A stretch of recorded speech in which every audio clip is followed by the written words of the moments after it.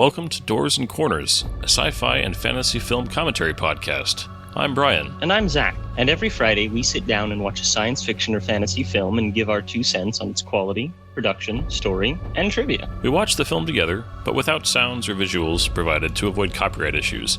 But if you do have access, we encourage you to join us and follow along. Here, we like to keep things casual, and there may be discussions of spoilers or sensitive materials or language. But we do try and keep things clean and family-friendly. Ultimately, the goal of this podcast is to create the experience of us all sitting down and watching this movie together. So get ready to hit that play button, because we're about to get started. Damn doors and corners, that's where they get you. Welcome back to Doors and Corners. I'm Brian. I'm Zach. And I'm Patrick. And tonight, we are wrapping up the original 6 films of the original Star Trek crew with Star Trek VI, The Undiscovered Country. Woo-woo! This is a great one. It really is. Like, the great argument for years of, like, what was the best Star Trek movie would pretty much always came down to Wrath of Khan and Undiscovered Country. Yeah, I'm a Wrath of Khan guy, but I was telling Zach before we started recording here, anybody who listed this above Wrath of Khan, I might disagree with, but I wouldn't be upset at them at all. So this is also incredibly significant for Star Trek as well, for many, many reasons. Why is that, Zach? This is the movie that killed Gene Roddenberry. Oh, no. Creator of Star Trek. Yes. And that's not actually an exaggeration. He didn't like this movie. He watched a pre-screening, and he got so mad he was making all of these angry calls to various different people saying that he didn't like certain things about it, which we'll discuss while watching, and then 2 days later he suffered a fatal heart attack. And they dedicated the movie to him, even though he hated it. But, like, I knew that he died during the production. I did not realize that he hated it so virulently that he was pretty much yelling and screaming at people, and then 2 days later, he dies of a heart attack. Yeah. Like, you can sit there and go, oh my god, Star Trek VI, The Undiscovered Country, is quite literally the straw that broke the camel's back and killed the creator of Star Trek. Well, it's an interesting conversation in general to, especially now. I mean, you're talking post DS9 and Voyager and Enterprise and all the JJ stuff and the new Carter stuff. But the amount of Star Trek that is collectively loved that Gene Roddenberry did not like. There's a lot. He would have despised so much of Star Trek Deep Space Nine, which is considered by many to be the best Star Trek out there. Yeah, I know that he had. I remember watching an interview with Michael Piller one time when they were like conceptualizing it, and he mentioned that Roddenberry just hated the entire concept. Yeah, but Roddenberry wanted to get a concept off the ground referred to as Star Trek Phoenix, which featured a starship that gets stuck in some sort of time travel anomaly or is flung into the future and can't go back, where the Federation has crumbled and humanity has devolved, and it's their job to be these paragons of evolution. And the Phoenix would be the name of the ship, of course, and it would herald in it would build a new Federation and help the people evolve once again into a better place. And that went on to become the TV show Gene Roddenberry's Andromeda, which is not related to Star Trek, starring Kevin Sorbo. But then it was reused as a concept for seasons 3, 4, and 5 of Star Trek Discovery. I didn't know that. I mean, I know about Andromeda. Yeah. I didn't realize that was. Well, I've only seen half of what we just said in Discovery. That was the spinoff he wanted to make. Interesting. Well, he was definitely a high concept guy, and he was a brilliant creative mind. He was definitely stuck on his ideas. Yeah. So. But George Lucas-y in that way. Yeah. Although, never mind. That's a whole fun rabbit trail.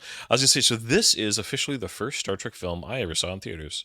This was 91. Ooh. I was 9 years old, and this movie gave me nightmares. The Klingon blood specifically. That's my memories. I remember having to go bug. This is such like childhood whatever, and I love this film, but I had to go like do a full on find my dad. I'm just like I kept dreaming of the pink blood floating around in my dream, and it freaked me out. Did you Pat, know we now that pink blood? Pepto They had Bismol. to make it pink. Well, yeah, they had to make it pink because if it was red, they would have had to put a rated R rating on the film. Yeah, it was a rating issue. and they thought about green, but they didn't want to mix them up with the Vulcans. Yep. I mean, in a But weird way, it green-blooded works, but it's still. I remember as a kid, I was just like, that whole sequence, like little me, like at the theater, was just like, this is like the ominousness, the music, the way the camera's spinning. It's just like that's an intense sequence for a little kid to watch, like the whole boarding sequence. Pat, now we know Brian's weakness. Pepto-Bismol. Pink Pepto-Bismol, specifically. Yeah. But it's interesting. Brian and I have often discussed that the original series is for him what Next Generation was for me. And I realized that there's even another parallel in that the first Star Trek movie I ever saw in theaters was Star Trek Nemesis, the last of the Next Gen movies. So fun trivia fact for you, but you got a much better movie out of it. So Nemesis was the first Star Trek film you saw in theaters? Really? That is correct, sir. Okay, I did not know that until right now. Wow. Yeah, I'm really sorry, buddy. Yeah, I remember seeing that in theaters and just being like, oh. I was well into my 20s when that movie came out, and I mean, I was excited to see it. I was young enough to have thought it was good. I was remember, like, ooh, cool battle. Well, the thing is, I was still like, cool space battle, like well shot. It actually still has some of the best space combat, I think, in Star Trek. But man, the rest of the movie was rough. Yeah, I mean, I did like, cocaine-addled. What's his name? Tom Hardy. Tom Hardy. Yeah. Well, He's and great. Young Tom Hardy, who is just a phenomenal actor. And he didn't even do a bad job in that film, but it's just funny that, you have this kind of nobody at the time. It just turned into, just an amazing powerhouse of an acting career, including some really fun nerd stuff. So, anyways, yeah, we should probably that's watch the actual movie. About to say that's my brief history with this film. Despite the childhood trauma, I absolutely love this film. It's so Shakespearean. I mean, so other weird little thing. My mom got so excited about this movie because she's a big film person, loves classic cinema, and so The Sound of Music is one of her favorite films. Which a lot of people they love that film, and I like the movie just fine. But for her, Christopher Plummer being in Star Trek was such a big deal because it was like, oh, Christopher Plummer from Sound of Music he's playing the villain, like that's amazing. And so out of a little fun, that was one of my mom's favorite things about this movie was that she just adored Christopher Plummer, and he does great in this film. Oh, he hams it up in just the right way. Oh yeah, this movie is all about chewing the scenery. So, but very much like you're calling it Shakespearean. This movie does play itself like a stage play. Oh, yeah. Much like Wrath of Khan. You could almost adapt these two movies, Wrath of Khan and Undiscovered Country, into a stage play if you really wanted to. Oh, yeah. And that's largely because they're both directed by Nicholas Meyer. I almost said Christopher for some reason. But yeah. Nicholas Meyer. But yeah, I mean, Wrath of Khan, you've got Tale of Two Cities and Moby Dick, and in this one you've got very much Hamlet. They literally quote it multiple times. Multiple times. Yeah. But yes, this is Star Trek VI, The Undiscovered Country, released in 1991, the year of my birth. It is rated PG by today's standards, and it is 1 hour and 50 minutes long. It is directed by Nicholas Meyer, who also directed The Wrath of Khan, written by Gene Roddenberry, Leonard Nimoy, and Lawrence Connor. And, of course, it stars the entire original cast of the original Star Trek, in addition to a number of really interesting people, including Christopher Plummer, Kim Cattrall. It's special appearances by people like Michael Dorn of Star Trek Next Generation, Kurtwood Smith, who most people would know from the show That 70s Show. He's the dad, Red Foreman. And, excuse me there, as well as a funny little cameo by Christian Slater, who was apparently a big name at that time. Oh, he was a huge name at that time. Also, Yeah, I didn't know that. Rene Auberjonois. I can't pronounce his last name. I feel so bad. Oh, Odo. yeah. He's Colonel West. You had Yeah, that's both right. Next Gen and DS9 had little cameos in this. Mm-hmm. Oh, more than that. I mean, you have Tim Russ, who was on Voyager. You also that's have right. Colonel Caldwell. No, that's Stargate. Apologies there. His name slipped right out of my head. Admiral Cartwright, played by Brock Peters, who is also in a recurring role in Star Trek Deep Space Nine. Yep. Yeah, phenomenal and cast. had previously appeared in Star Trek 4. Yeah. Well, and as we get into it, I want to talk about Kim Cattrall and just that whole character quite a bit as we watch this together. So, as usual, go get started. Yeah. Really quickly, Pat? Any opening thoughts from you? Any background in this film specifically? Again, Star Wars nerd here that loves Star Trek. It's an even numbered film, so I like it. No, this is probably my most watched Star Trek film. I don't know if I said anything about that last time, but I feel like I've seen this one the most out of all the original series. You guys kind of covered it all. It's got a little bit of everything, and it ties it up very nice. The original series cast, it does a really good job of the Klingon are always this aggressive species, but it really kind of, I'm spoiling a little bit here, but it really you know makes them kind of be needy for once and Yep. need help, and so I'm looking forward to watching it. All right. Mm-hmm. Let's do it. Yeah. All right. Well, as usual, we always encourage, please watch along with us. It'll make what we say make more sense, unless you have the movie memorized like some of us might have, and in which case, just enjoy listening. But we're going to hit that play button. We are watching this on Amazon Prime, so it's a tiny few seconds longer because it's got the MGM thing at the beginning.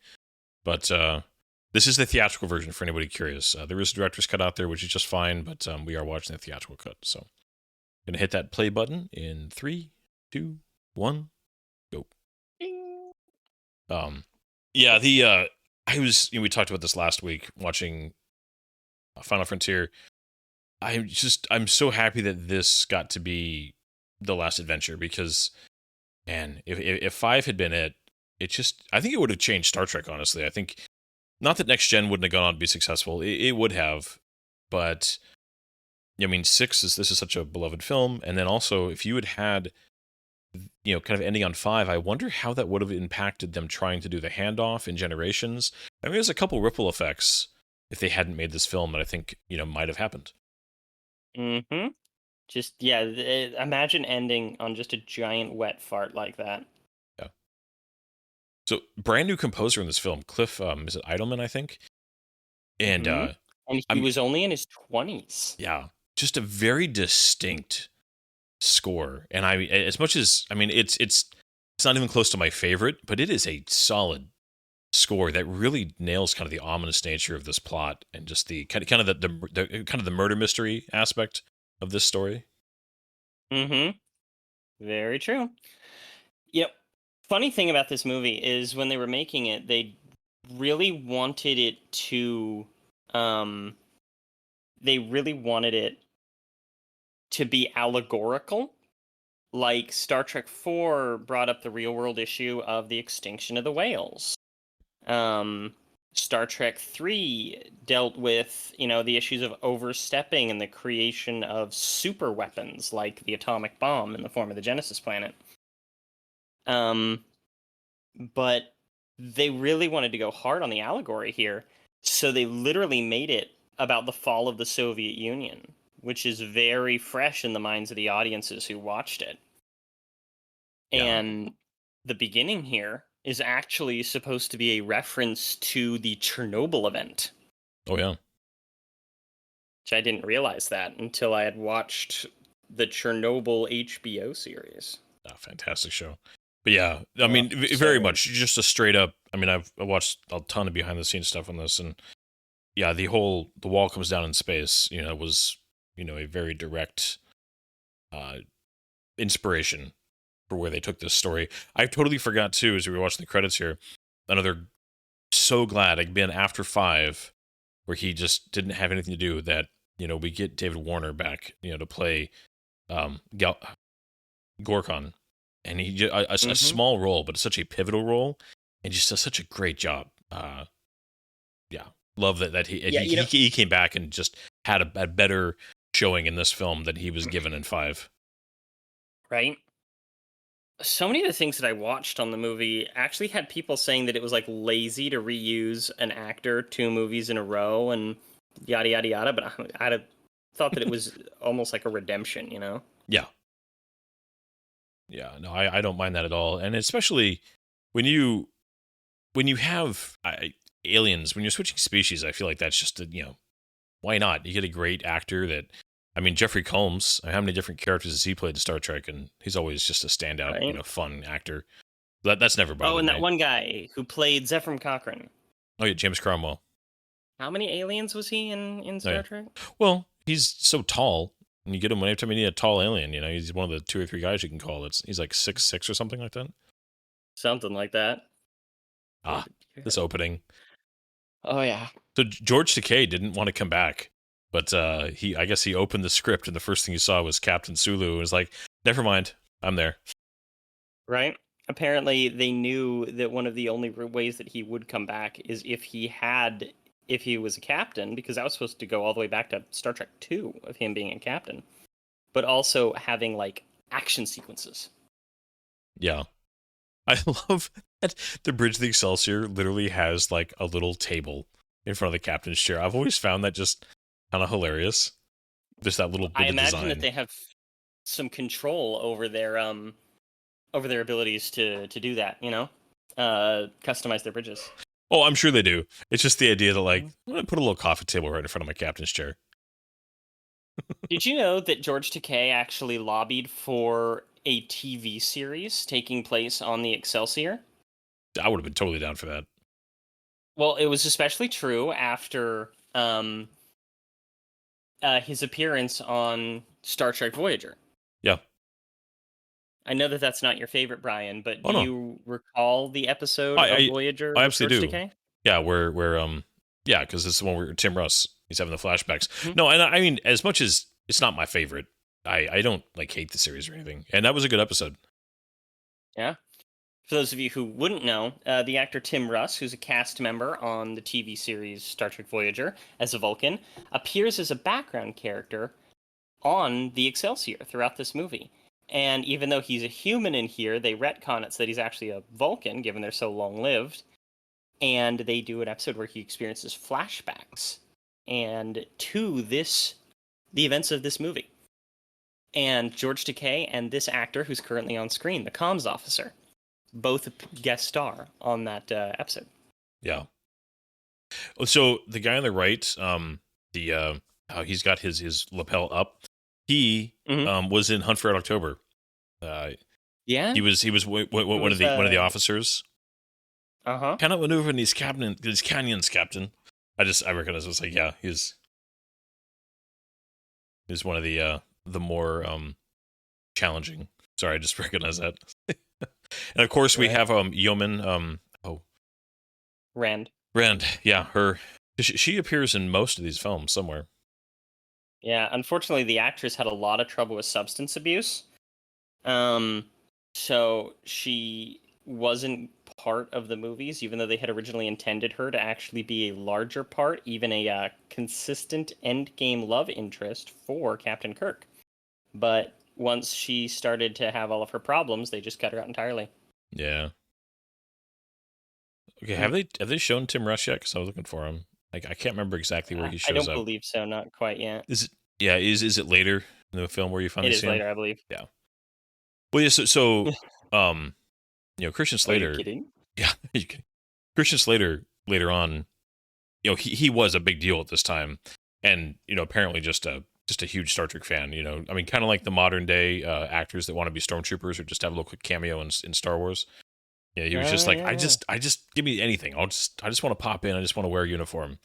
And it's just just being a fan, and I don't mind that. It's kind of fun. Oh, yeah, I appreciate that. I appreciate that as well.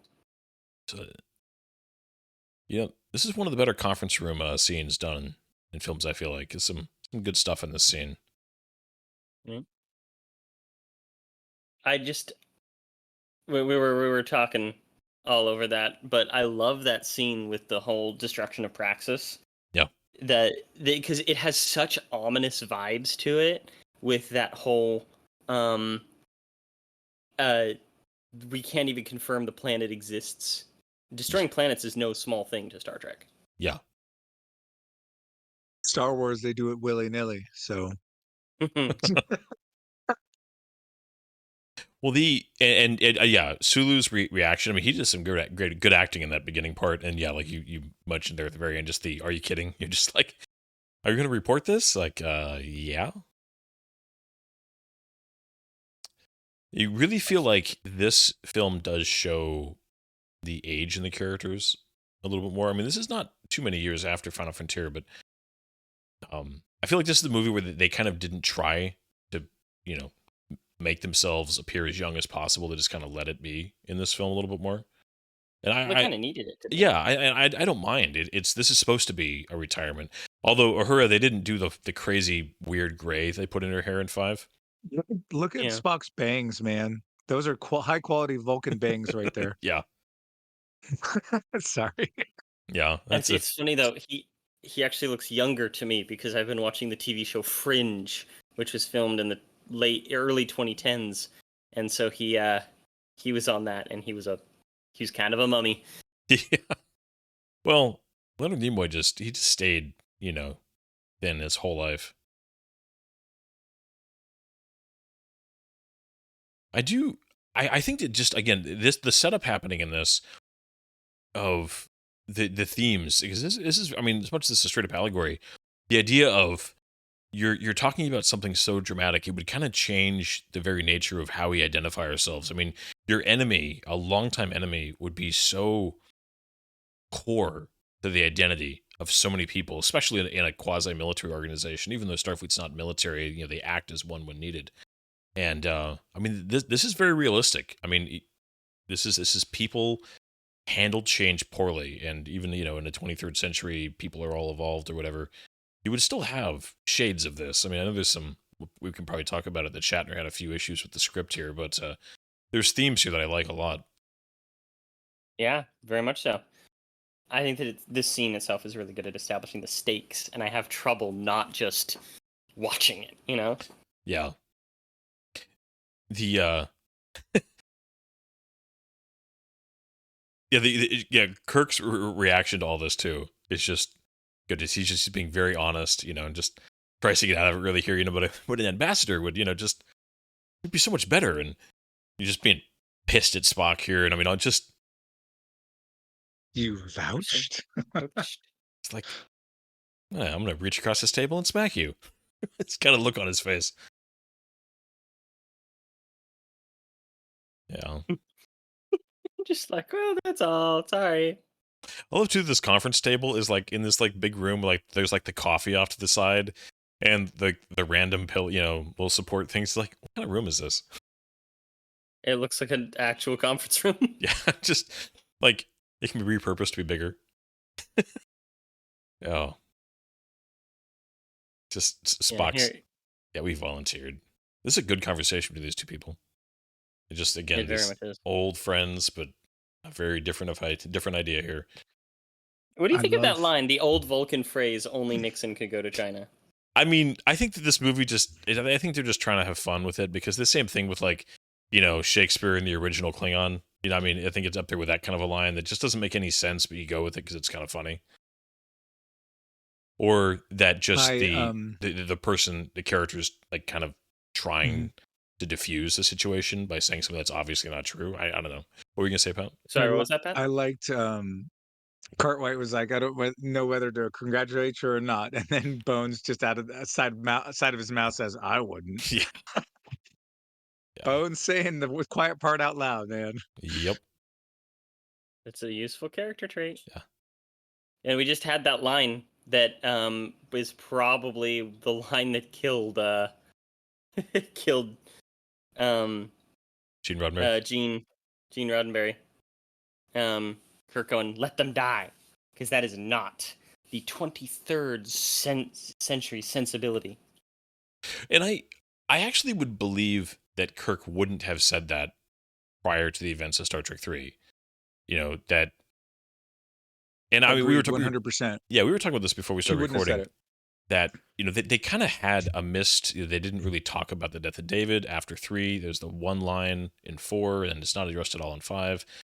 I'm glad that they addressed it. I get from Shatner's point of view why he would be bothered by that, but at the same time, I'm glad that they finally dealt with the aftermath emotionally of David's death. I mean, because Kirk is a passionate guy. It would have been eating at him. I don't think that's unrealistic.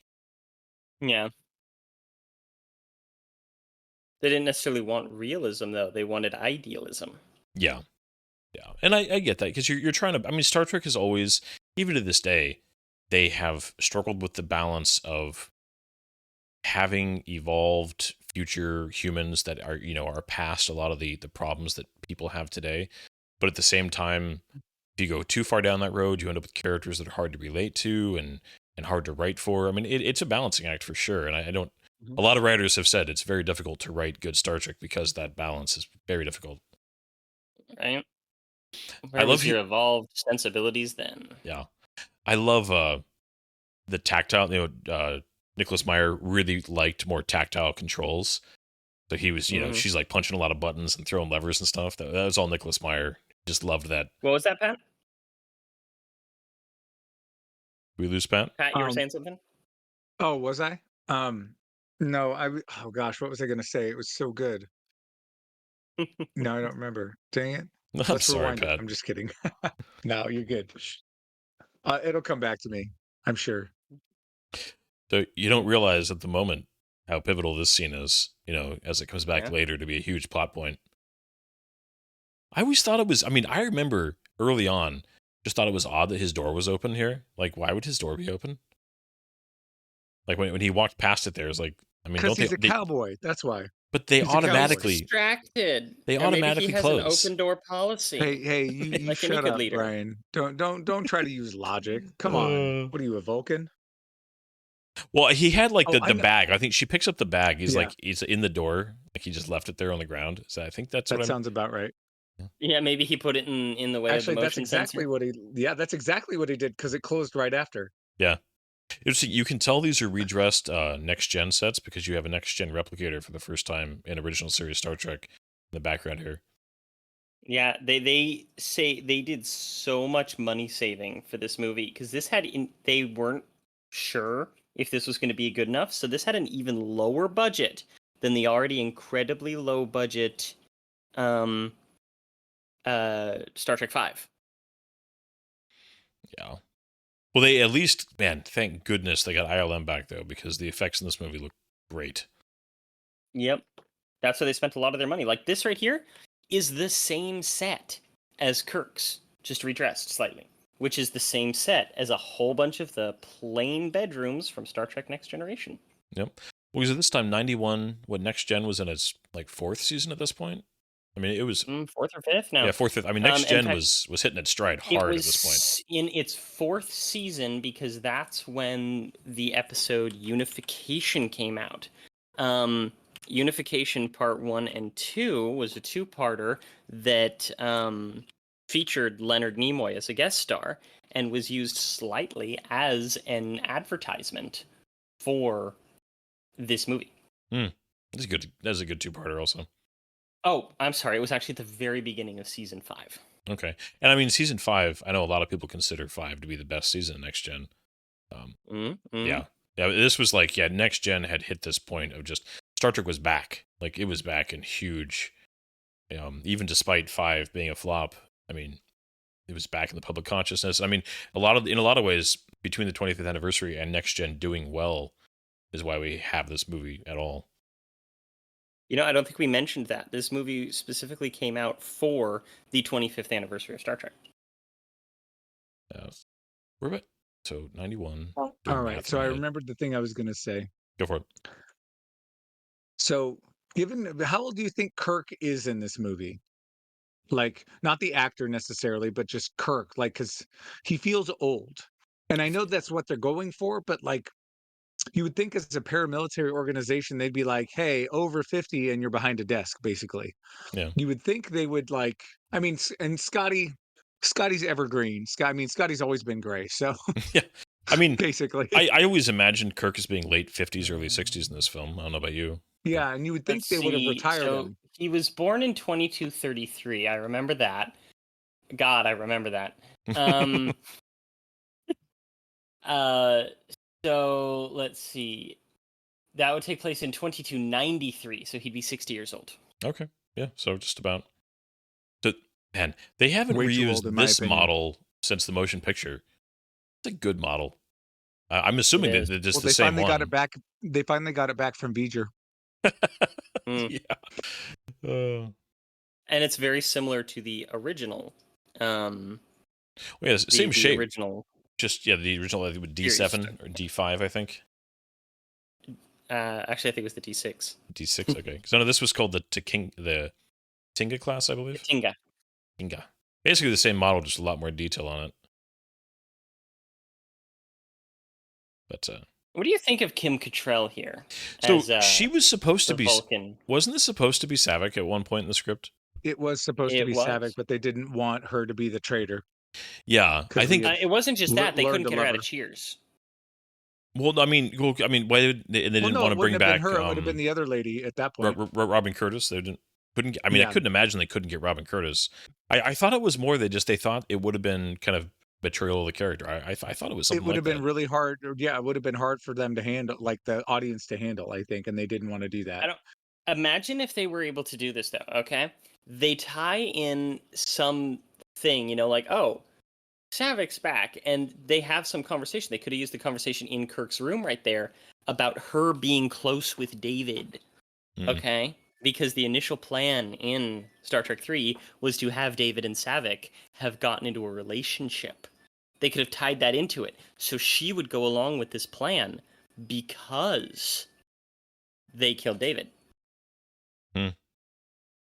I mean, there's definitely a way you And could have done wasn't she that. part Romulan?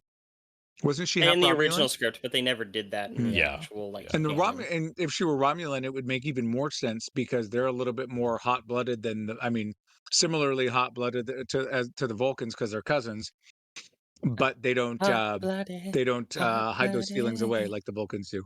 Yeah. Nope, they indulge in them Mhm. copiously. Man, I just love this, like the slow beam in, the reveal of the faces, the music. Like this is a good reveal right here. There's those shoes with like the metal plating, just the bone cane. It This is really gives Klingons like a heavy-duty style because that's something that the early seasons of Next Gen struggled with.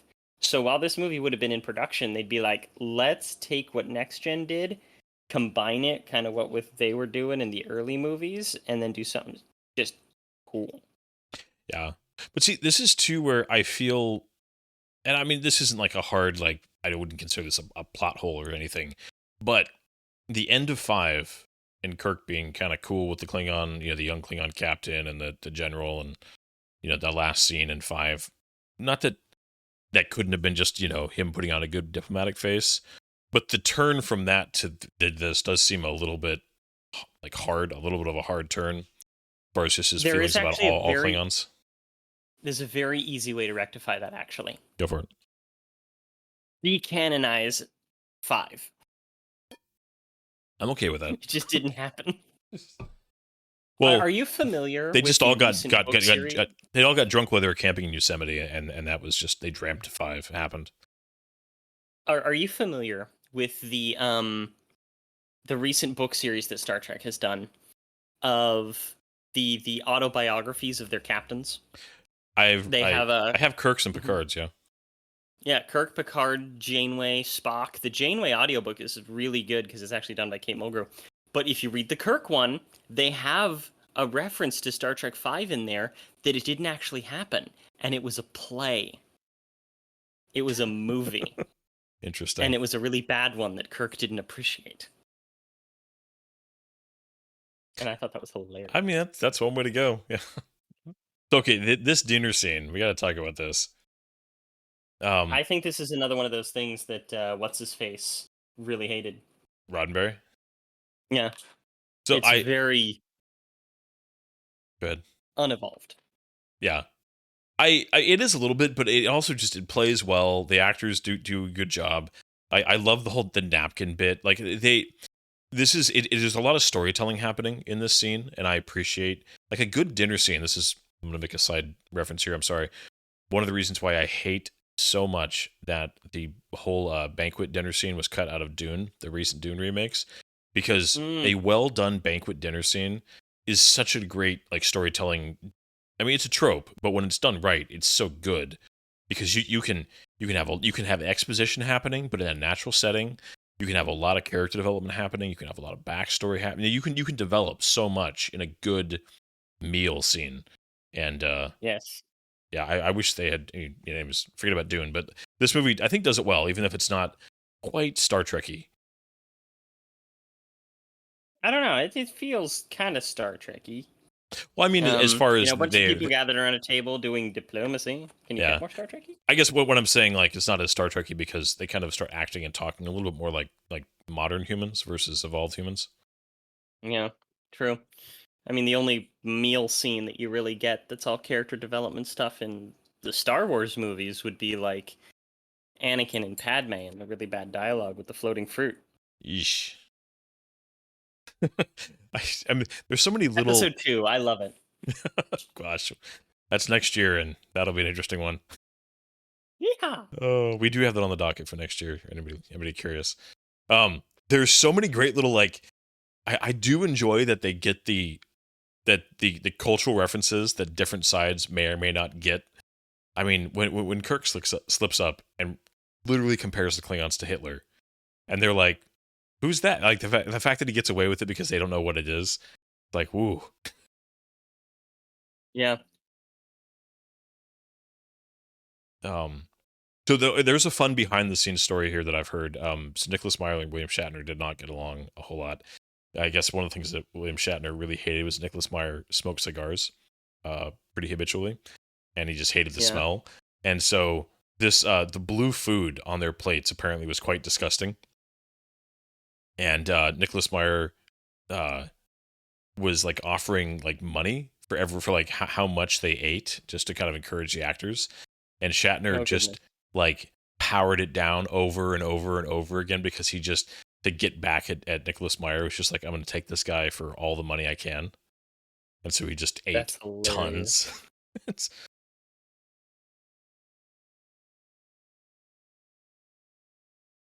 So that great. We must do this again sometime. Yeah. I've used that. Yes. When you're thinking, I never want to see you again. I feel like Shatner does a good job in this scene, just looking tired. He just looks drained. I do like that line though, just the recognition there that this is going to be hard for us, and there's nothing wrong with recognizing that. Like if we actually pull this off, the people who are alive right now who have strong memories of the past, it's going to be hard. And I think that's one thing that gets lost a lot of times when people, a younger. Well, when anytime anybody wants to push hard change, they want to push it fast. Is there there's no recognition that like, even if this is a needed change, even if it's a good change, it's going to be rough, and we need to acknowledge that. I mean, I see a little bit of that today with the current war over in Ukraine and the United States supporting Ukraine against Russia. And, Russia was supposed to be our ally when it turned into the Russian Federation. And now, like, my parents and stuff having grown up during the Cold War, they're like, look, it's always going to be Russia. I told you that they're up to no good. They never grew out of that.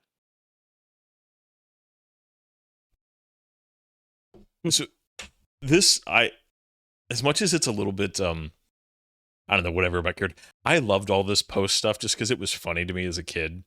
There's so many great little one-liners to me. They're just quotable. I mean, the pot of black coffee, just, and later on the bridge, I always loved the like Chekhov's lines coming up here, and just the whole note to the galley, Romulan ale no longer to be host. I find it funny, even if it's not perfect for character. It's just funny little moments. Yeah, I remember the Uhura and the line, oh, the way they smell and stuff like that. That even when I was a kid, I was just like, that doesn't seem Star Trek-y. You think they'd be used to that kind of weird stuff? Yeah, it definitely does Mhm. clash a little bit with what you would expect from these people. I love this. The line, you know anything about a radiation surge? Only the size of my head. I just always loved that. That was just a great line. Yeah, here we're gonna have the beginning of the troubles. Yep.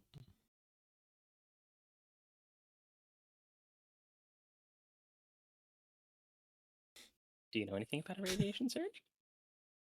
Only this, yeah, just and Walter Koenig just, he hits that line perfectly in the chat. He's like, know what you mean.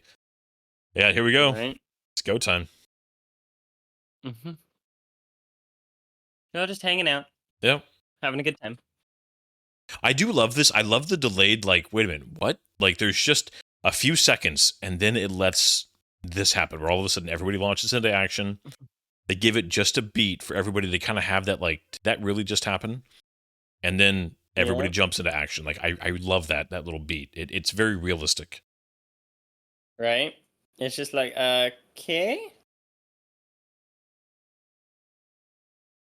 Yeah, I was like that cane. I thought the cane was cool. it I was really just is. like, what kind of a creature would that bone come from? You know, is that like a Klingon dinosaur? Yeah. So, do you know? I cannot remember for the life of me. Did they just shoot this on wires? Did they do the whole actually go up in a a KC-135 and do the gravity No, thing? they didn't do the 135. It was you'll notice that a lot of it's very just tricky shooting. Yeah, that's wires right there. You can see that it'd be connected in his upper back, Yeah. his butt, and his feet. But they do just a lot of tricky shooting Mm. where it'll be like right there, you know? Like he's gonna be on wires. Yeah. I think you're He's okay. just kind of you're not seeing his feet. The guy that you just saw get thrown back, that was very obviously a dummy, and they probably just inverted the set and dropped him. I was just like right here, the soundtrack right here. Just the sound Sound of the of their boots. boots. Yeah, it's good. And the phaser sound. And there's your Pepto Bismol there, buddy. Yep. Yep. Are you okay? Are you triggered? I'm it's all right. I've got my dog here. I'm petting really intently, and I'll be okay. The severing the arm was an intense thing for a. Mm-hmm. He comes back in the trial, Yeah. but yeah, man, this sequence was. I mean, it's funny because I look at it now, and it's of course totally fine, but yeah, for a little kid, this was intense. I think Oh, I also totally just get that. yeah, the Starfleet officers. I think the suits, not showing the faces at all, just make it a little bit more. I don't know. Just again, I loved the murder mystery. I love the design of the phasers, actually. I genuinely think that this is like the single best phaser design Star Trek has had. Mm. It just looks right. Yeah. Yeah, this and I mean, unironically too, because of the flat beam, both I think. Yeah, I like any good like pistol grip style phaser, but yeah, it looked good. It was big enough you could hold it with a glove on, and just I like too the blue beam was kind of cool, just to change up from the red. Mm-hmm. And I liked like the silver tip and everything. There was this aspect of it that was very like kind of actual utilitarian military. Yeah, they're right there. I mean, they clearly show you the drops of blood being beamed back. Again, if you pay Just right. attention, this movie is very good at its own internal logic. I mean, it's the only thing that is a little bit of a stretch, I think, is that the patch on Kirk's shoulder later on is never discovered. Is a little bit like, But, And here we have a nice little hint, okay? You see him hanging there like that. They just showed them restoring the gravity. yeah. But he's still hanging out? Like, that's not a Or he's on blooper. the That's ground. not... No, but he's clearly up, like, and pretending like he's still floating and kind of keeping himself, in place. Mm-hmm. Yeah. This is a great moment, I think. Well, it's, Because it shows Kirk's ability to do kind of what's right, you know? Yeah. Well, and again, this is another example that even where we've demonstrated where Kirk is mentally about the Klingons, Kirk is not like cowboy hothead. He's just not. I know I've rapped on that several times in these films, but I hate that people think of him that way. And I'm just like, it's not who he is. And this is such another great example of it. Mm-hmm. He's actually quite calm under pressure and takes advice and thinks things through. Although this was a little bit rash right here. That line too, you'll be responsible for getting me out of this.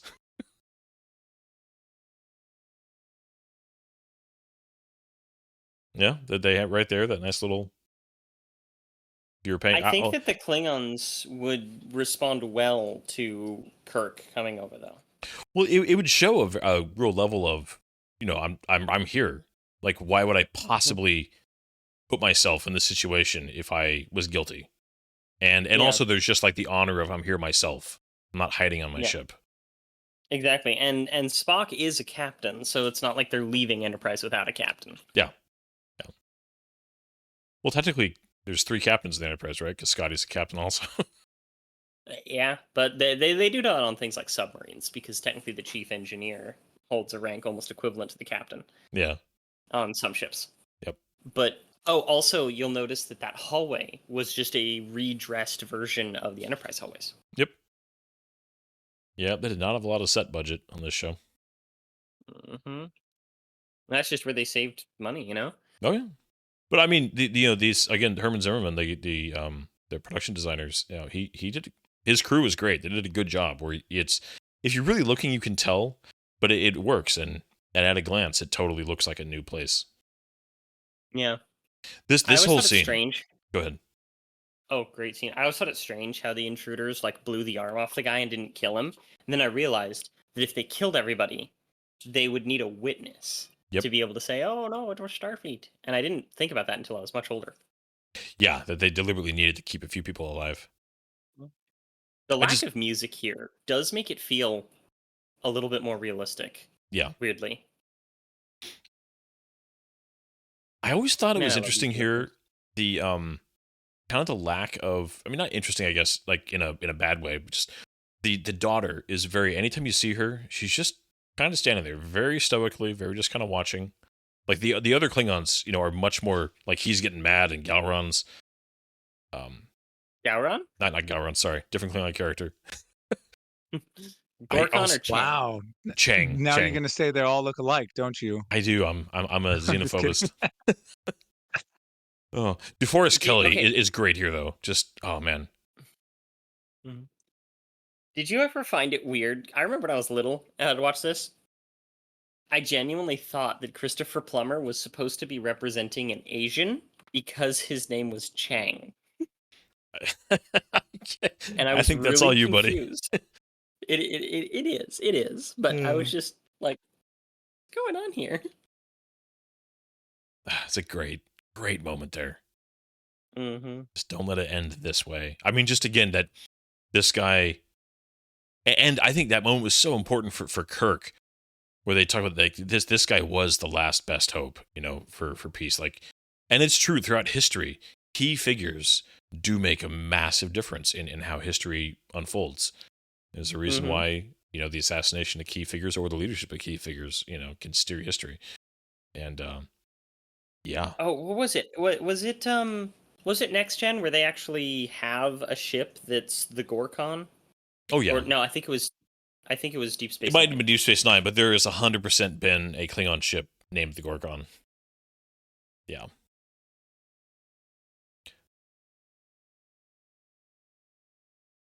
I always thought as a kid these handcuffs were kind of interesting. It's the big ol'. I mean, they're solid though. They look like they would hold big people quite well. Yeah, they'd hold the Klingon. I like here too again that Spock is just he's very Spock in this movie. He keeps his cool. He again Leonard Nimoy. I think there's a reason why other people have really struggled to play Spock. Because Leonard Nimoy just nails he cares deeply what's going on here, but he keeps it so together and just immediately starts analyzing and planning and moving. It's a great performance. And you see, there's this moment in the 2009 Star Trek that I actually really liked the idea of and hated the execution. And it's mostly because I remember watching this movie and that one very close together. And they have a moment where Spock relieves himself of command due to being emotionally compromised, which that fits with the character of what Spock would do. But he doesn't like cite the regulation. He doesn't like log the time, when that's something that they should have put into the script to make it feel more Star Trek-y, because the actions worked, but the script didn't reflect it properly. Yeah. And that always bothered me. Now, this is the same actor, right? That's played the ambassador a few times. Yes, the quintessential devil in these matters, James T. Kirk, renegade and terrorist. He was in 4. Yeah, okay. I thought it was the same guy. He's definitely aged a little bit. You can tell. Yep. But, And then we have as a kid, I thought that the president, I thought that he was the guy on the bridge of the Saratoga at the beginning of 4. It was like a home officer. A different guy. Yeah, I mean, same species, different guy. Yeah, but I remember thinking that they were the same person at one point. Like, man, he really moved up in the world. It just didn't connect that. But this guy here, this is Kirkwood Smith, again, who's best known for things like RoboCop and That 70s Show.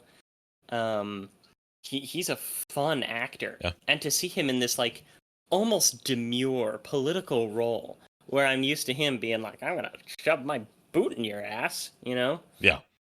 Well, I love it. He's done quite a few Star Trek. I mean, he had the very big role in the 2-parter Voyager episode Year of Hell.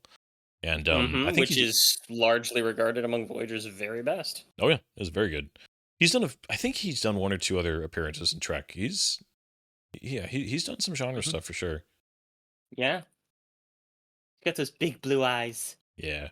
Well, he's got such a great just voice and demeanor. I always loved this scene too, of the idea that Saavik, her suggestion here, and just this whole little we're gonna who was that name? That's Saavik. I'm sorry. Yeah, I'm just doing bad tonight. My goodness, do you want to watch a different Star Trek? No, I want to watch all of them. Come on, man. Polaris. Let's do a marathon next podcast. Yeah. No, we're gonna do that for Lord of the Rings. So. Oh goodness. Yeah, I'm talking faster than I'm thinking. My fault. I mean, too bad. Too bad. Yeah, it's just they do give the secondary characters, they're not as many moments, but the moments are good. Yeah. Let's see, Star Trek Lower Decks. He was the voice of Jim Gordon. I didn't know that. But yeah, Deep Space Nine, Voyager. Not seeing Enterprise, though. I can't remember if he had any. I love the Sarek actor. I love how devoted he was to the role of Sarek. Yeah. Mark Leonard was just a gem. He actually he did a few audiobooks, Star Trek audiobooks that I have 1 or 2 of, and he read, and it was just they're so good. He read Star Trek audiobooks? Mm-hmm. Yep. One of my favorite Star Trek audiobooks ever, Federation by Judith and Garfield, Steve Revens. He read that one. Try and pirate that. I mean, buy that. It was really good. There's it's interesting here again. I wish that this character, she had been given a little bit more, because I think that there's some interesting development they could have done with her, but just the decision making and the they're talking the pull on her from both directions. Like, this is a good scene right here. I wish they had given her just a little bit more to do, because I think that they could have explored the Klingon side of things a little bit more through her as being juxtaposed against Chang. Yeah. Heck of a makeup job, though. Yeah. Because they make her like a handsome woman. They don't make her like weirdly sexy, but they also don't make her a monster. And I appreciate that a lot. Okay, so we just had that tiny little special effects shot where it looked like you were flying through like a tunnel in space towards Kronos. I never, what is that supposed to be? Do you have any idea? Yeah, it's the light coming down. It's looking down onto the... is that what it is? Onto the courtroom. Yeah. The courtroom, yeah. Okay, I always thought that was a planet. Wow, I'm just Learning things today. I always thought that Did was you a know the planet. interpreter is the same actor who played Claw in 5? Huh. I did not know that. Maybe it's actually supposed to be Claw. They sort of talked about it like he got demoted to courtroom interpreter after his actions in 5, so it could be. Yeah. So I love them having Michael Dorn here as Worf's ancestor. He's supposed to be Worf's grandfather. Um, Same actor of Worf, of course, but then they use Michael Dorn again in a two-parter of uh, Star Trek Enterprise as this guy's grandfather, who's also a lawyer. Really Or sorry, strong genes. it wasn't Michael Dorn. I'm sorry. It was the actor who played Martok in Deep Space Nine. Okay. Well, because they did the episode in Enterprise where they literally recreated this same like court, right, with the same Mm-hmm. like glowing sticks and the whole. I mean, like, yeah, they just replicated the set again. Yeah.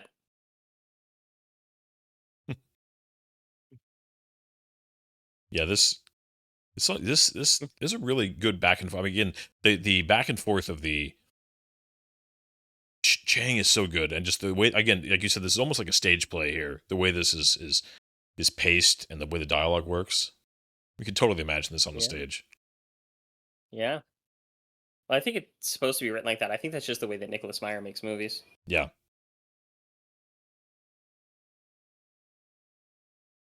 I always thought it was interesting though that the Klingons actually have courts like this, or is this kind of created for the Federation's benefit? Because it seems odd that the Klingons would even have a legal system that structured anything close to ours with like a defense and a prosecution and, you know.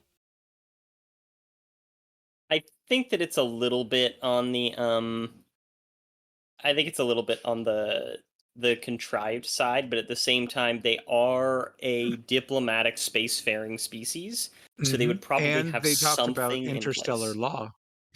Yeah. So Yeah, there interstellar must be law. some form of some standard that they need to abide by. They might have Klingon courts where they just draw and quarter you, but because they need to abide by interstellar law, maybe this whole, process is required. Yeah.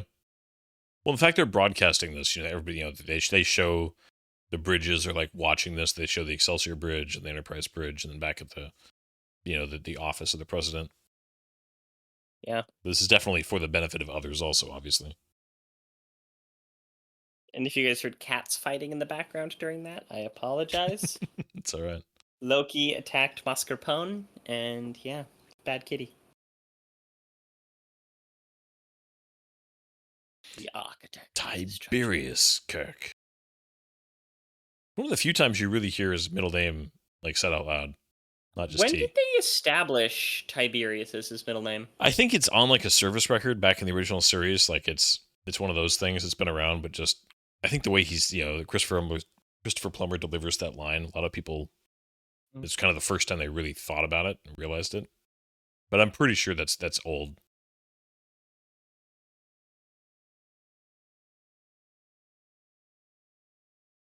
I love the judge. I love that claw thing and the like big fangy orb. Yeah.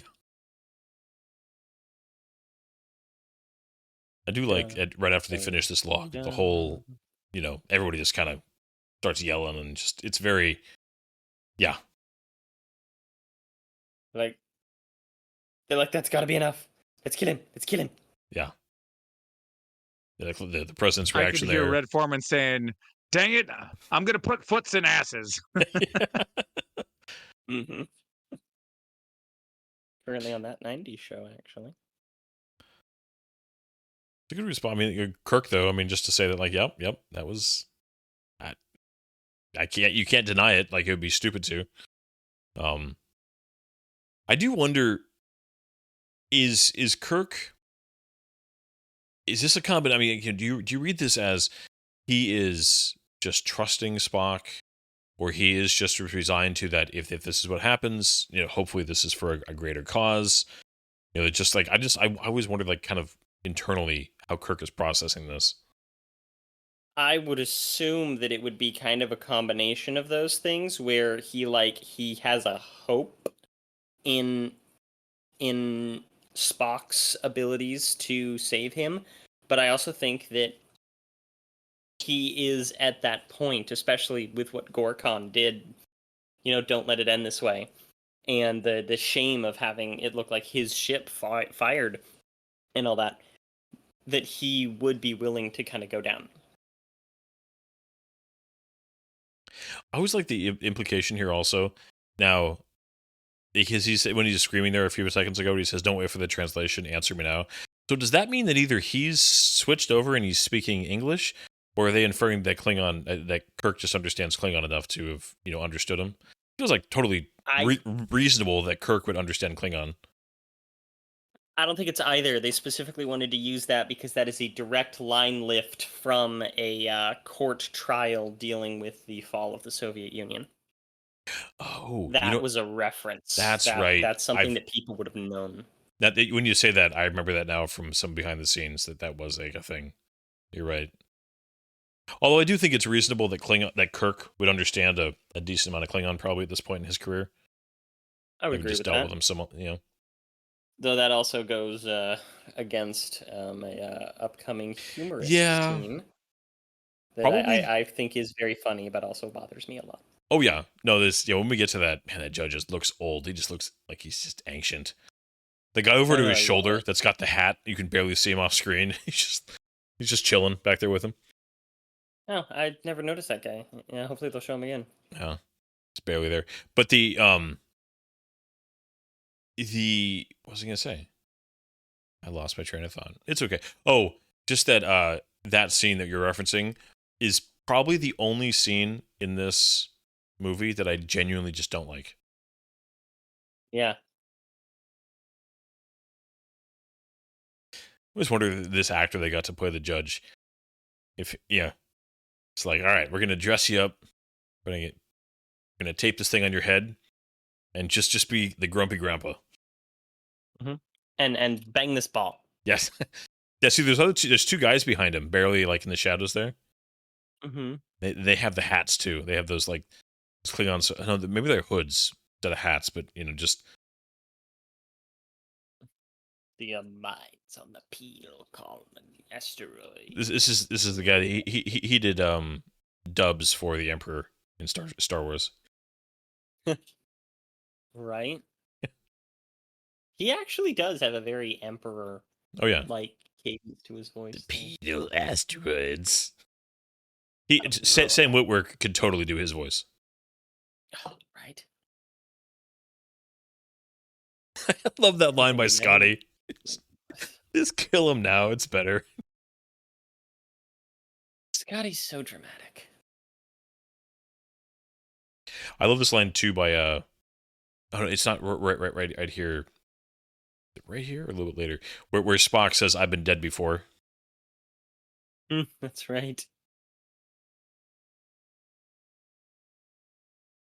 Veto hit once again, please. Yeah, you can tell they've watched this a few times. Just the kind of the demeanor of everybody.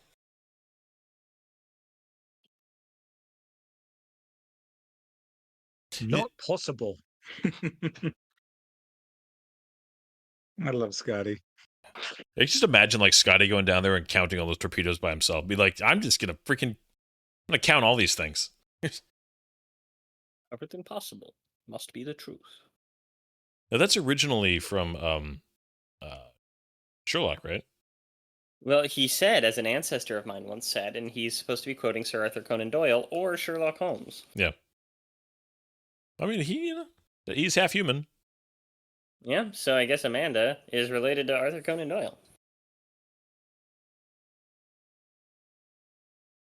It is interesting here that it's one of the few times I think, not a few times, but just hearing, I guess, Spock like just hypothesize here, just jump to like, well, and I like the response here because it is just the idea of like, this is the kind of thing that you would make up in a desperate attempt to explain something you don't want to have be true. Like the reaction is, I like that they make that right away. They don't just Where the entire crew doesn't immediately, oh, you must be right that there's a conversation, and Scotty's like, you got to be crazy, and Starfleet's never gonna. I like all this. Yeah. Because what Scotty says here is totally accurate. I mean, he's 100%. Yeah.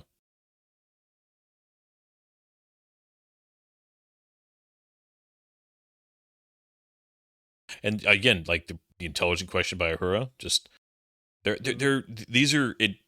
I love when the writers write characters to speak as intelligently as they should be in the story setting. And I like that they properly utilize Chekhov. He hasn't been properly utilized hardly in these movies at all, outside of 2 and 4. Yeah. And like I like that he has this role of being not incompetent, but he's the one with questions. He's not going to know all of the little specialties. He's a navigator. Yeah. So, but he's trusted. Well, and he's intelligent. He may not have all the answers to be the guy that's well studied, but he's an intelligent guy who asks good questions. I appreciate that too. Because he went back and forth between being the navigator and the security, kind of the head of security guy. Yeah, well, he's definitely not head of security in this, because there's some security protocols that he should surely know. Yeah, that he doesn't. He really doesn't. One thing that's interesting, well, you mentioned about being able to ask good questions, and that's so true because a captain, like in some of the new Star Trek, the captain, or for example, Star Trek Discovery, Michael Burnham seems to have the answer to every problem. Whereas in this, Spock asks the thoughtful question and gets other smart people to help him figure it out. It's not just Spock figuring out everything. Yeah. Because that's something that's so inconsistent with Discovery. Because they actually have some of those scenes that are. I'm sorry. No, go ahead, keep going. They have some scenes that are actually really good, because I've recently been deciding to finish the series and watching season 5, and they have some of those moments where she is stating a problem, and then they have 2 or 3 of the characters be like, well, what about this? And they're like, oh, maybe, and it's like, yes, that's good. And then the next episode, she's like, oh, I've figured out the answer once again. And then the next episode, I've figured out the answer once again. And I'm like, no, you had it for a moment. You had it. Right. Well, and the same thing with Star Wars. It's like, the introduction of Rey. It's like, oh, she can do everything. Okay. It's like, that's why you have multiple characters, so they can have multiple specialities and multiple strengths and weaknesses, and they work together to be better. Or at least have a follow-up that would explain why 100%. She has that and make it slightly detracting. Yeah. Yeah, for sure. This is a super effective intro sequence here we've just had to Repente. Just the main guard, the guy that comes out, he's like epic. The warden? Yeah, the warden. Just his face is so messed up, his teeth are pretty crazy. And just this little speech. Wait, not Borg. Yeah, the crazy dog. Dude, oh my gosh. I just saw the guy's eye move. The frozen guy in the snow. I'm trying to be still. I'm trying to be still. Yeah, dude, his eye moved. It's the thing. Yeah. Dang it! What are those things called? Targs. It's a targ. Targ. I still think the targ in 3 was a little bit more intense. Although it was goopier. It was goopier, but man, that I mean, whatever poor. I'm assuming it's a dog. They put the prosthetic mouth on.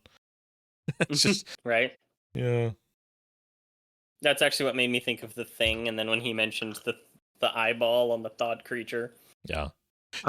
This feels very Star Wars. The targs in 3 were goopier. Yeah. I was just such a very descriptive term, goopier. Yeah. It's funny. I was just literally about to say the same thing you did, Zach. You said it in last week in 5 at the bar, and just like this, they want the room full of aliens. It's just kind of a classic sci-fi scene, but this does it well. There's a good variety. Oh yeah, that's actually a really good scene in Star Trek 5, though. Yeah. Which is rare to say. This one, though, I mean, this whole, not everybody keeps their genitals in the same place. That's a Nausicaan, right? No, It's not a Nausicaan, no. But doesn't he sound like he's speaking a Star Wars language? He sounds like 100%. Yeah. The guy yelling at Jabba's palace. in the third one, you know? Yeah. Yeah. See, to No, me, that's not a Nausicaan. It's he looks a Nausicaan. little bit dog-like in his features to me. Woof, woof. He does. And sorry, it wasn't the guy with the genitals in his knees. That's No, that guy's blue, like Yeah. a weird blue. They actually have Captain Kirk smoke. Not just that. I think he's high now. I'm not sure that was just that wasn't just tobacco in there. I always wondered if this lady's hair was supposed to imply that she has feathers. Yeah, it's an interesting headpiece for sure. Her contacts are crazy Yeah. too. Oh yeah. No, I definitely thought that she was attractive when I was young. Now I look at her and I go like, I don't know about that. Looks Yeah. like if you touched her, she'd be sticky. I do Gross. love here This that guy. that there's like a phaser cabinet like right on the kitchen wall. I just always thought that Oh, was absolutely, as there should be. But it's like, it looks like it's separate for a reason, you know? well. These bulkheads are like beat up, like right above them, behind there, like Yeah. where they Mhm. cook. Like you can tell, like those are all they've been opened and closed a bunch. Like they've just I an love older that ship. Chekhov asked, why not simply vaporize them? I mean, come on, man. But you see what I mean? Like, oh, I love the mashed potatoes, and they're Yeah. like staying there. But yeah, if he was a security officer, he would have known. Yeah, that, you know? he would have. That's the lower He's decks smaller job. than the other crew members, and so the Romulan AL's been sticking around in his system longer. Yeah. That's why Chekhov didn't remember that. But you know that searching the refuse is going to be the lower decks job. Oh yeah, those guys. Look like everybody comes running in. Like it's like the one little spot where they brought back the armor from like the first from the first couple of Star Trek films. It's just like showing up. It just comes running. I loved this part as a kid too. It would take weeks to. Surely find a way. I love the incriminating footwear line. I don't know why. It's really funny to me. All I know is for work, I actually use the Scotty method when people ask when I can have my work done for them. I give them the Scotty timeline. A factor of 4. Yeah, That way I can I've done do that. it in. Yeah, oh yeah, it's the best, man. Miracle worker. I always loved this little cut. It was just like he's deep into planning his escape. No, he's just trying to survive right now. I always liked this guy. I thought he looked almost like a dinosaur. Oh yeah, Which I just loved dinosaurs as a kid. So I just thought it was awesome. yeah. No, he's definitely got a cool design and almost like a iridescent quality to I was gonna say, his I skin. feel like they did something to the lighting. Like maybe even put him under a black light. Bones just cheered Friggin' him on. Bones, you got it where you want them. Kirk's just like, I'm getting too old for this crap. Bones has the best one-liners, man. Yeah. Right? Seriously. Oh, dude. Best. I mean, the best ones are later. You still think This we're actually has finished? one of my favorite More than Bond ever. scenes. Well, yeah, the whole after the kissing scene, that whole sequence is great. Yeah, but also just him like during the fight, you know, when he's just like laying down and playing. Dead. Oh, yeah. Well, and also the are you talking about the fight at the very very end? Like, well, they're like his lines with At the campground. At the campground. oh, is that I'm thinking about the very end when he's doing surgery on a torpedo. Oh, I love that Yes. scene. That is one of my I'd favorites. give real money for I him love to. how everyone stopped like he got hit in the nuts. Like Yeah. that's my favorite part. Is Oh, that yeah. everyone's like Everybody else "Ooh." knows. Everyone else- like Oh you, yeah. like you just hit him in the nuts. Oh man. Okay, I don't want to be crude, but it's in the same place.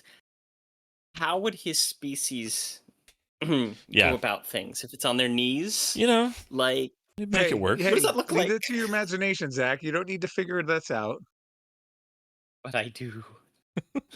What do I you mean- think? Hey, know what his species does? They partake in knocking knees, man. Just say, I think. I mean, you would need to know where the other side of that is. You know, That's Probably true. on the back of the knee if you think about it. I Just makes sense. That makes sense. They'll fit in together well. Oh, this is that. Like, oh, she's just sitting on his lap. Oh no. Oh, jeez. Oh man. Oh, this is the high quality Oh, commentary Zach, people that's come so for. funny. I didn't think about that. Oh gosh. I just got it. It took me a second, Zach.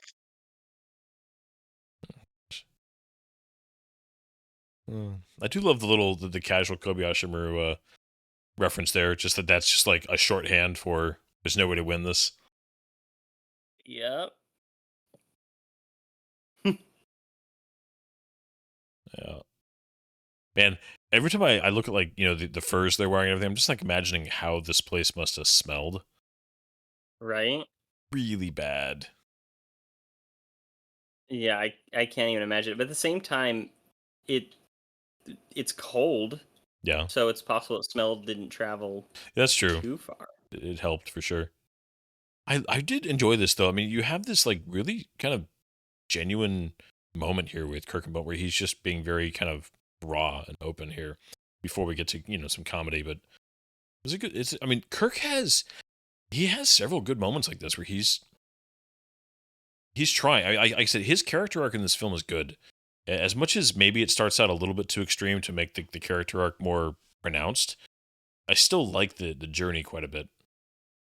Yeah, I'd agree with that. Right there, you and I are nothing. This is all about like he really is trying to think big picture here. Like this has to happen. If this doesn't happen, it's just war, and he doesn't want that. And he really, I believe that Kirk does consider himself kind of expendable in the situation as long as the peace process can happen. Yeah. And that's a genuine like kind of more noble evolved character trait. Yep. As a kid, I always thought this was like gross. Like, ew. I don't want to see. I mean, as an adult, I think it's kind of gross. Like, I mean, it's like she looks like. Yeah. Yeah. Yeah. Just like. I mean, come on, guys, calm down. She's not that bad to look at. Jeez. So what? She turns into Chewbacca's cousin later. It's okay. Oh. It would be and worse she if also she turns tried to into a kiss him. child later. Yeah, child. And this kiss is so just like, I don't know. It's just a little too gratuitous. Like they're getting into it. It's like I'm good. Dude, Bones is rolled his eyes. Just like, oh, of course he does. Of course he does. Of course you're going to be in an alien prison, and he's going to be the only one getting alien tail. Yeah, just love the. Don't think we're finished. What is it with you anyway? I think we're more than ever. Oh, that's great. I know when Kirk drops his head back down, he's like smiling. Here we go. The Christian Slater. Yep. I do like this little moment though, where just Sulu does, kind of have that command presence here, where he has that moment of just where he gives the order here, and the guy's like, "Really?" And Sulu's just like, "You got a hearing problem?" And just it's very just Sulu's coming to his own. Yeah. Yeah.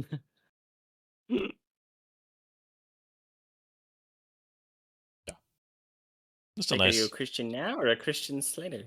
Oh, goodness. Did you think of that one on your own, Zach? I'm so proud of you. It was a visual pun that I saw in a meme shortly after he died. Yeah, and here, like, Chekhov getting some of his moments, like they gave this one to him, let him discover this and find it. Yeah, that's true. For some reason, I always pictured Scotty doing that. That must have been sucky to film. Like, okay, look into this thing and it's just going to shine a light right into your eyeball. Yeah. Okay, tiny little things note I do for here. Money. I always liked the idea of the transporter controls being in a slightly separated room. Just in case, it would make sense to have, like, some coverage there. Well, it's like an X-ray. They leave the room.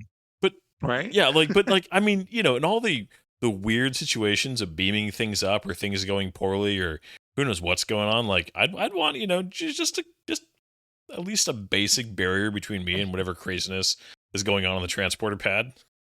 It's like, oh, look, they tried to beam another grenade in. Boom. Huh.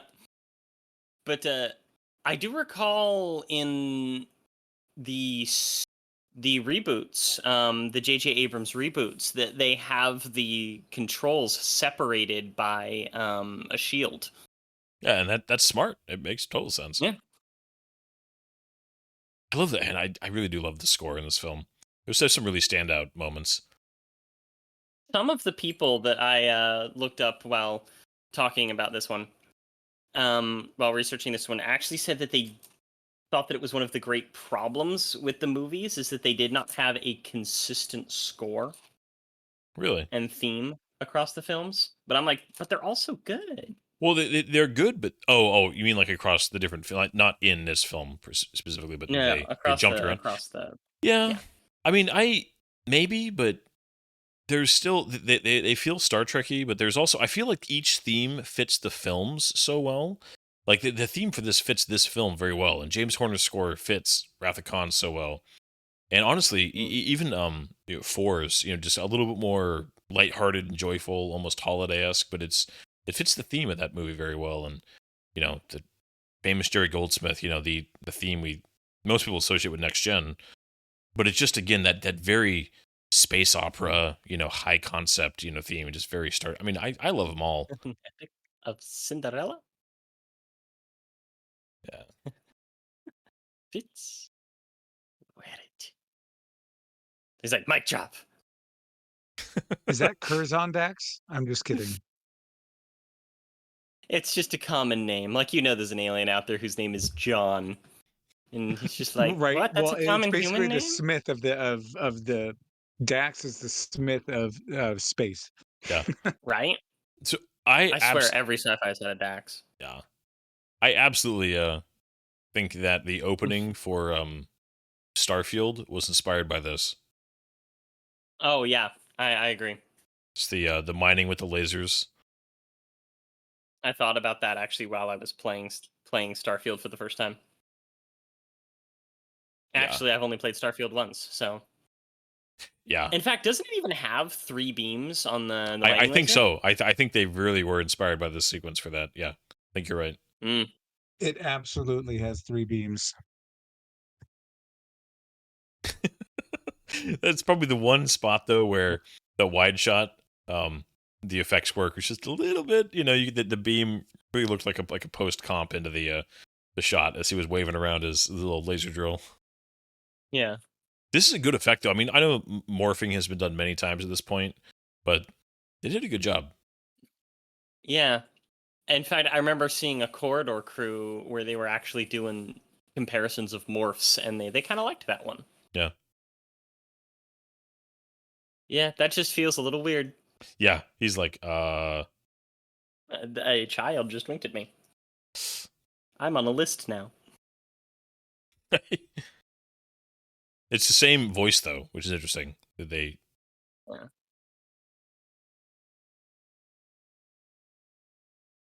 I do feel like they kind of. I mean, and they had to. I mean, they didn't want to drag this out, but I see the effects. It's just too expensive to do again. Mm-hmm. The speed that this happens at to kind of get Kirk back out, that she's here, and it's a little fast, but I think if you had dragged it out, it would have made the movie worse. So yeah, but at the same time, when they revisited Ruapente in Enterprise, it's the same thing. They were going to have a full episode of them escaping from it, and instead it's literally they get there, he's there for a minute, and then Enterprise shows up and it's like, Captain, let's get out of here. Yeah. They just have to get away from Ruapente really fast. Yep. So they went from a soundstage here to an actual glacier to shoot the wide shots up here. I mean, they... Mm-hmm. Yeah, they did some on-site filming, and it was in Norway, I believe, or Finland. No, Canada. But to say, I thought it was North America, but they actually went up to a glacier and did a couple days of shooting. I'm pretty sure they actually got DeForest Kelley and William Shatner up on a glacier and shot some of this. That's fun. Yeah. Well, I remember in one of the behind the scenes, just DeForest Kelley was like not happy. He's just like, I'm getting too old for this. We get a body double in here for this.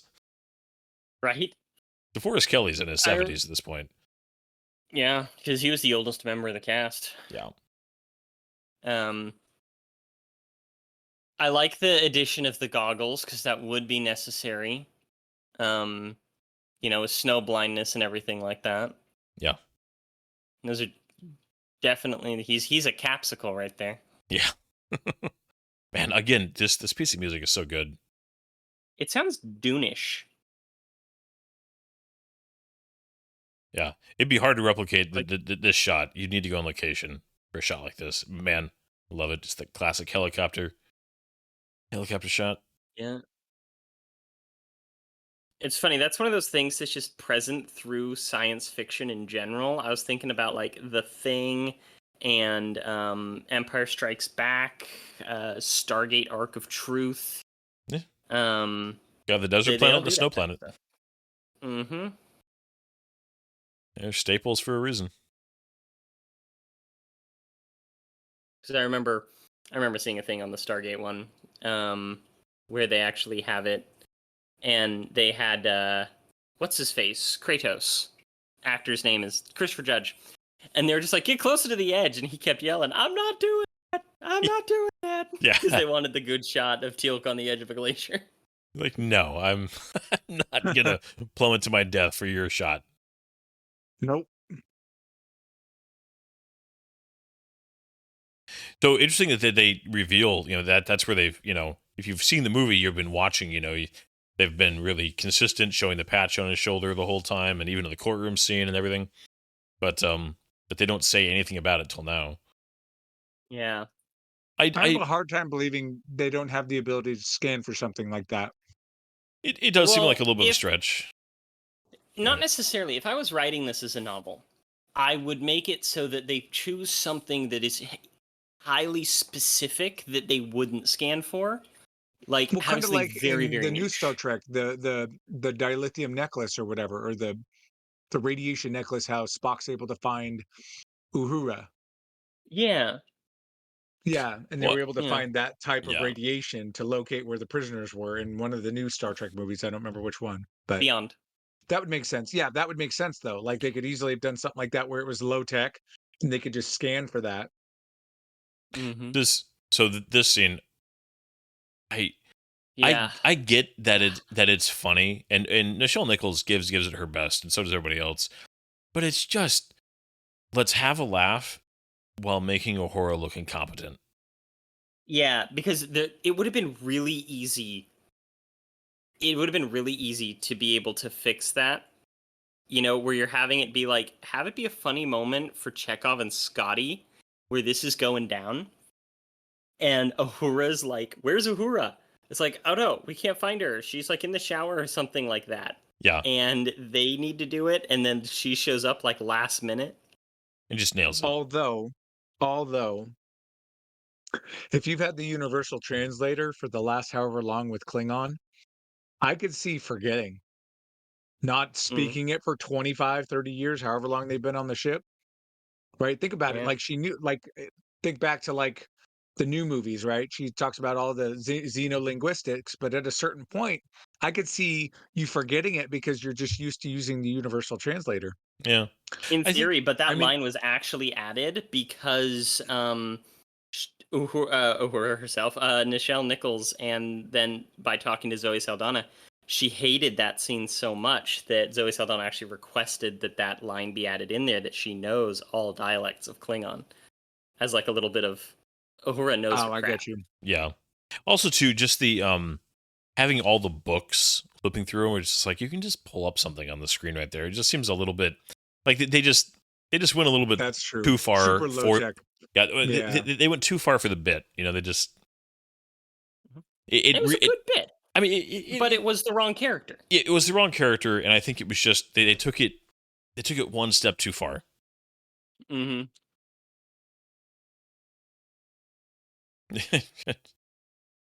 I do appreciate here again that Kirk is kind of like he figures this out pretty fast and kind of puts it together. I mean, that it's not, he's not an idiot. Yeah.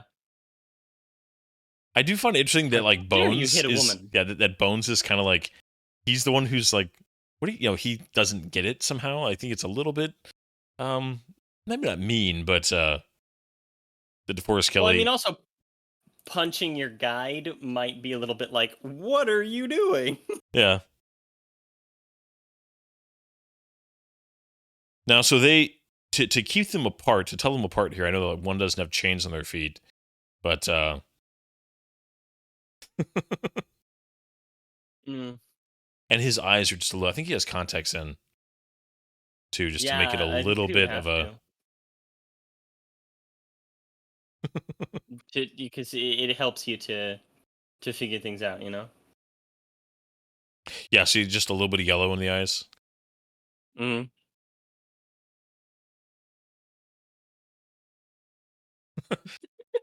just, He just gets to make just, fun of himself a little bit. just. I love this fight too because this really looks like just two old guys fighting, just smacking Yeah. each other and rolling around. Yeah. See this thing bones. here.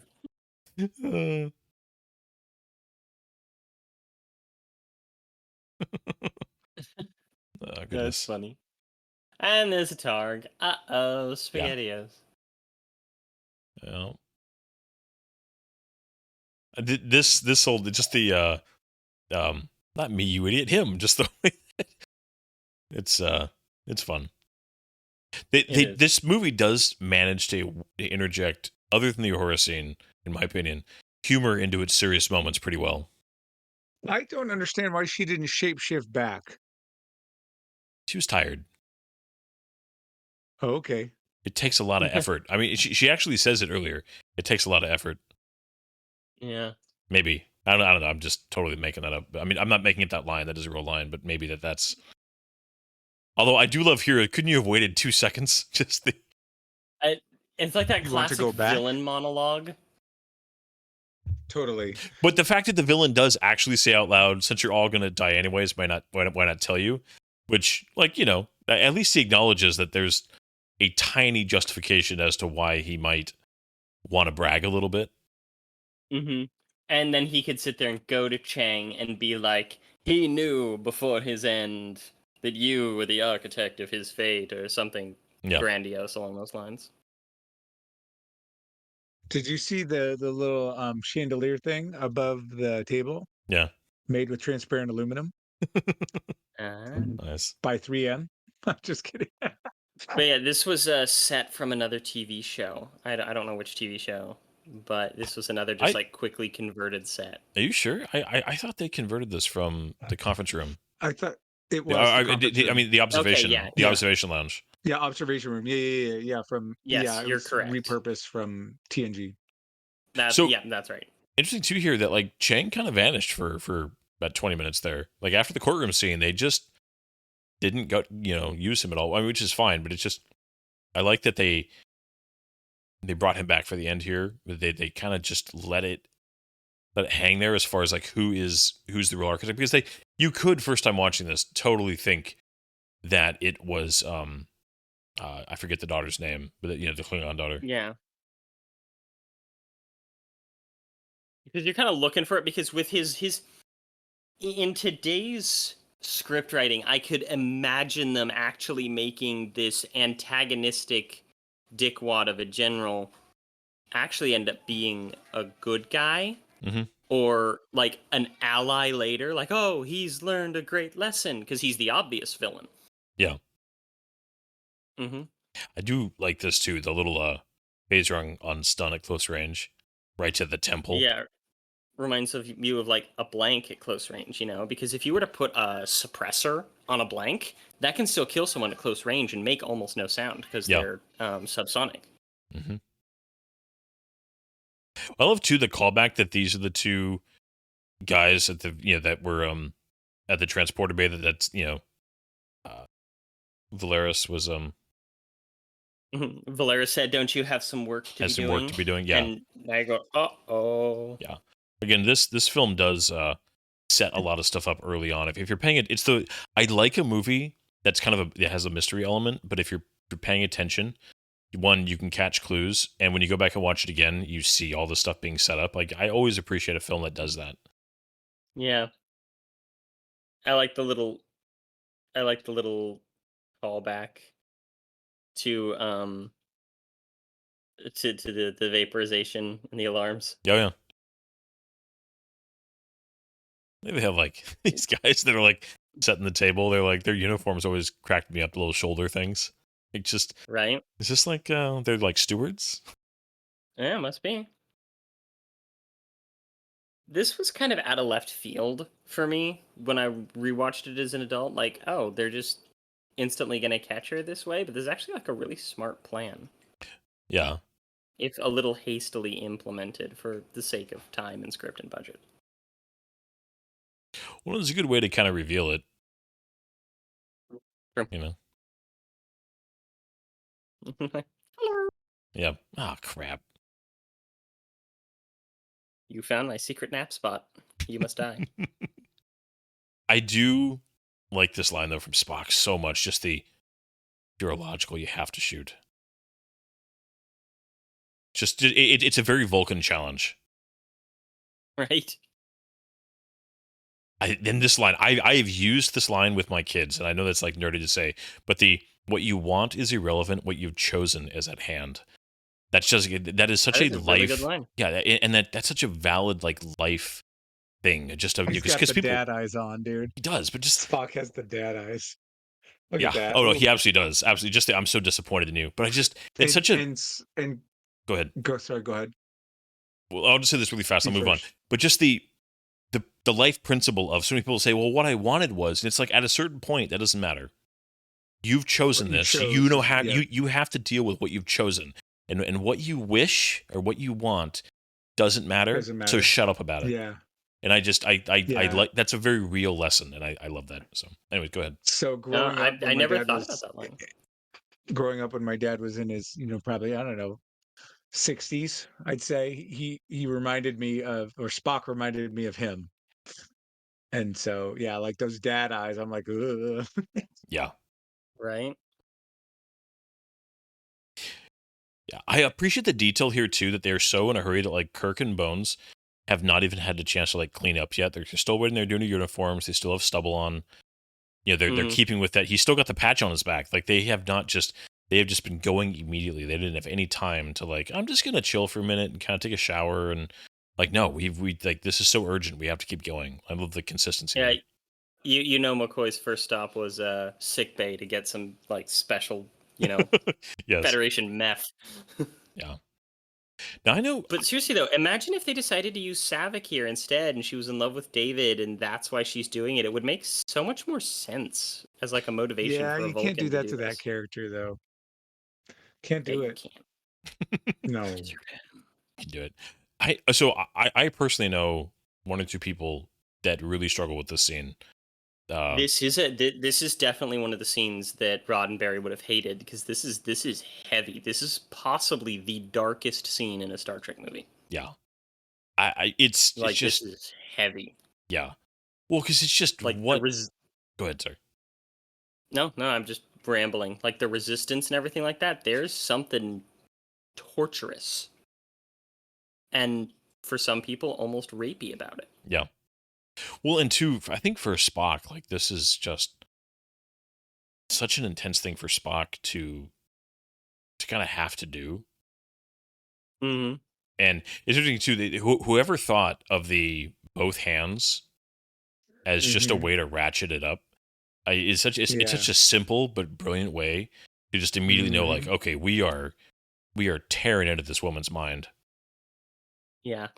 I remember actually as a kid watching this and asking my dad, like, what's with that? And he was just like, he's sucking her brain out. Yeah. And the actors do a great job in this scene. I mean, Kim Cattrall, despite, if it should have been her, should have been Savick. I mean, she does a good job. She has an intensity about her for sure. That this scene, she matches Leonard Nimoy. Just the speaking. It's just as much as it's uncomfortable, it's supposed to be uncomfortable. Like this is supposed to be something that the viewer is not enjoying watching. No. And yeah, I never even knew who Kim Cattrall was. Everybody was like, "Oh yeah, Kim Cattrall was in Star Trek. I forgot about that. Oh my gosh, that's so cool." I'm like, "Who the heck is Kim Cattrall?" Well, I mean, watched Sex and the Sex City. and the City didn't happen for years after this. Yeah, but neither did I. Yeah, the reactions from the crew too are great here, just in terms of just selling. That little shot of Scotty. was just Well, reaction scenes are what really sell intensity if they're done right. yeah, her right there. Just it's and just that tiny quiver in Spock's voice right there. And again, that's for Leonard Nimoy knowing that for Spock, like that was like a sob for Spock. Just that tiny little his voice shook. And Yeah, the Well, amount knowing of like just that he had to do that. yeah. the amount of which he has compromised himself. Yeah. That was a lot. I was trying to think of where it was. It was DC. I've been dead before.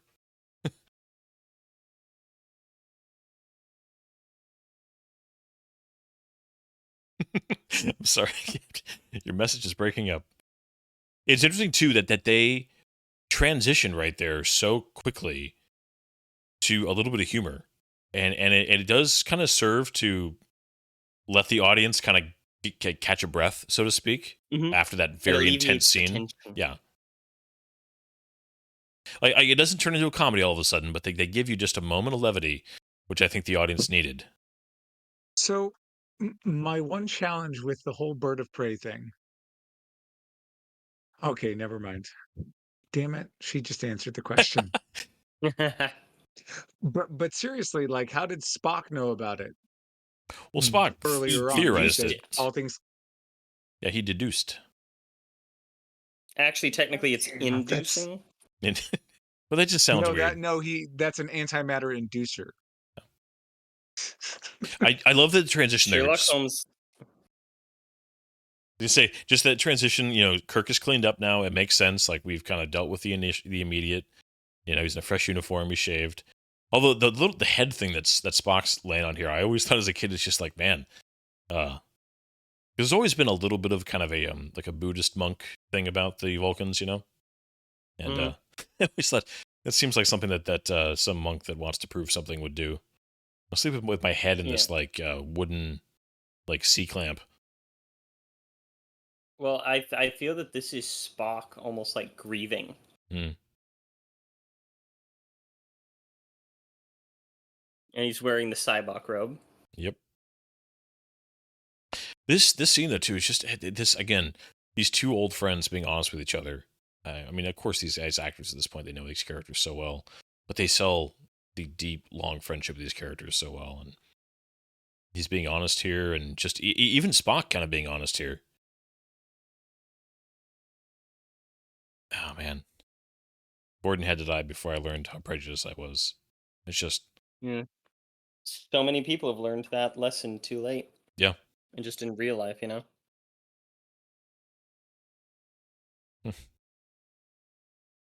Have we outgrown our usefulness? I mean, that's a real question too. For aging. I mean, it's funny because aging was a real theme of two. Aging and mortality, and this movie kind of revisits that theme again in the way here of just, do we still have a part to play? Can we deal with this change and still be a part of the solution, or do we just need to be bypassed in order for the new future to come? Yeah, having watched some videos on this movie, and then actually having a family event over the weekend, and my dad talking about potentially moving on from his work that he's been doing for 40 years. I mean, we literally used that line. Yeah, I'm sorry to laugh. I just that line of everybody's human and Spock going. I find that remark insulting. Do you see that building that the camp is in? Yeah. That was also the same building used in Power Rangers. Okay, for where they would gather. Yeah, I always thought that as a kid. I did too. I was like, wait a minute. Well, and they reused it again.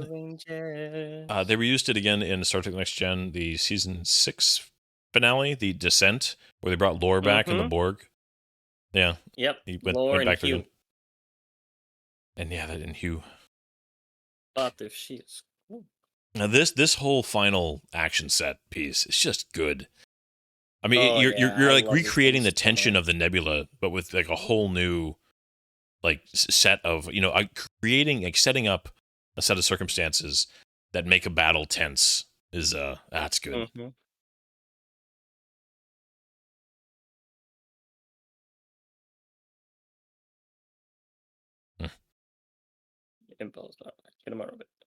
I did find it interesting that there's whole Excelsior thing. Yeah, I did although as a kid, I remember thinking this, even as a young kid, it's like, with this big conference going on, would there be not like no other ships in orbit? Like there wouldn't be anything here. Like, what about the ships that like brought these people here? Do they all leave? Well, maybe they would have to be at like a certain distance or range, and then Chang has some sort of like disruption or like weird field of keeping people out, you know? Yeah. I mean, Jamming. there definitely Sensor are answers. It just, I remember thinking to myself, like, it feels like there'd be like a security force of some kind, or I don't know. But yeah, maybe the idea that they dropped him off and then for the sake of, an agreement, they all backed off or something. But Yeah. They don't want to draw attention to the secret location, right? Yep. As people who might listen to this and would know, I like finding solutions out of plot holes as if writing. Okay, he can overwrite the freaking comm system. Yeah. So this is like He both just broadcast it to space. Yeah. The whole Chang monologuing, it is both over the top and a little ridiculous, and I freaking love it. He's so confident, he's so cocky, and I do kind of buy that from a Klingon. He's just like that. Yeah. He's just relishing the idea of like I'm gonna be the one that kills Kirk. Use the submarine periscope to shoot. Yeah. Bones has all the best lines in this battle. Just the amount of which he romanticizes himself is fun. Oh yeah, he is his own main character for sure. Mm-hmm. I liked that they. Well, maybe not like. I always thought it was interesting that they really made the shields a part, because the original series rarely did the next gen, like, shields are getting weaker. Fly her apart then. Love this. Yeah. Fly her apart then. Yeah. Ah, gets me.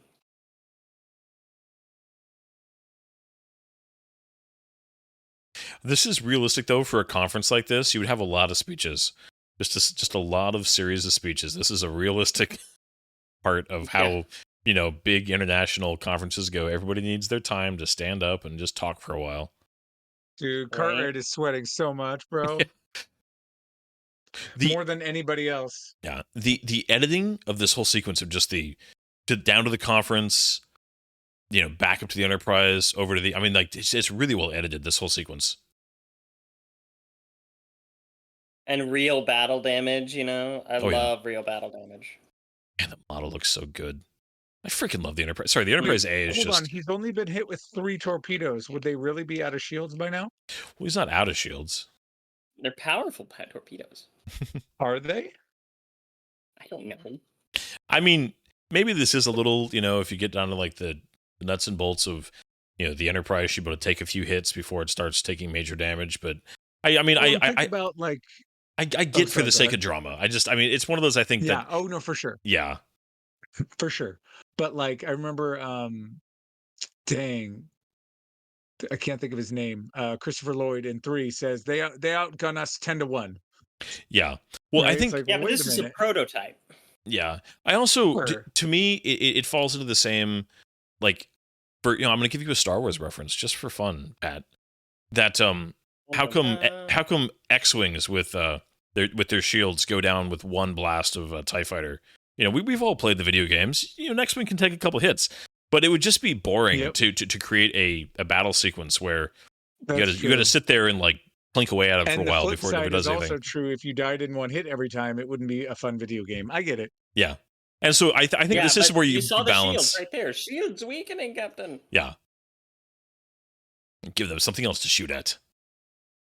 I think it's interesting that like one torpedo of this whole sequence is just great. Yeah, I was thinking of the fact that one torpedo on the Excelsior like throws people on the bridge, though. It is, to me, that was like right there, totally with their shields up. Yeah, the Excelsior would have been like whatever. Like, excuse me, sir, but was that really your best shot? Yeah, the Excelsior should show them their cool transwarp drive. Yeah. Up your shaft. Slip the dogs of war. Where's my torpedo? So I mean, this is one of those where like, yeah, the like the tech guy in me that like, loves all the delving into shield strength and how weapons work and all that. Yeah, there's some things that would bug me, but the sequence is so good, I just don't care. And there goes the lounge. Yep. Did you hear? I read something where they did so much. The pyrotechnics guys did so much damage to the lounge, they had to completely rebuild it for TNG to use it again. Like, you guys Goodness blew up our gracious. conference center. I'd give real money if he'd shut up. I love that line. Okay, what was that? What play is that from? I'm as constant as the Northern Star. That's the one line I don't recognize. Well, But that's just ignore me. so we can Well, Google it that. might have been a mistranslation from English to Klingon. So, Oh, this one, fire. That, and then the finger on the button. Like, I don't know why. That's just cool. It's just, Yeah, it's good editing. Yeah, there's a drama to it. Yeah. The I pull just in. love the Chang's face, like, oh shit. Yeah. Oh, he is. Or not to be. And I mean, they've reused this bird of prey, like destruction, multiple times in Star Trek. Because if you watch You would this, think it's a bird of prey, you'd keep moving instead of standing still. well, so that right there, this pyrotechnic shot, they just reused it in Oh, Generations. it's been used a bajillion times. Yeah, they for just sure. like full on, just like, now let's just do that one again. That was a good explosion. Real quick though, Oh no, it's used at least 5 times throughout all of Star Trek. that bird of prey, for the record, took more torpedoes, or took more torpedoes to take down. Well, Enterprise is still alive, but I'm just saying, like, And its shields were down. that took a lot more torpedoes with no shields. You would think it would have been like 3 of them. Yeah. I'm It's just a saying, prototype, man. It's a prototype. dude. You can't keep I'm using just- that. All right, the prototype thing in it is the cloaking device that allows him to shoot while cloaked. That's it. This, oh man, Don't you know prototype just means it's better? this is good too. Just the chaos of this scene, I always loved. Yeah. Yeah. All right. Arrest yourself. We Such got a good full line. confession. Yeah, and then Sulu beaming in here in a second, and yeah, Scotty gets his great moment, busts the door down. Yeah. And kills Odo. This is not Klingon blood. I totally wasn't paying attention to looking for Tim Russ. I think he's in the final shot, like when they say goodbye. This is very like play. Oh yeah, Very Shakespeare. yeah. It's a good ending. I mean, it's just the whole wrap up here. This speech is great. Just the acknowledgement between Kirk and Valeris, and then just, I mean, the whole ending back up on the ship is so epic. We'll get to that in a second, but I love everything about the way this wraps up. Yeah. And they actually do something really interesting here, because the undiscovered country, as stated in Hamlet, isn't the future. It's actually death.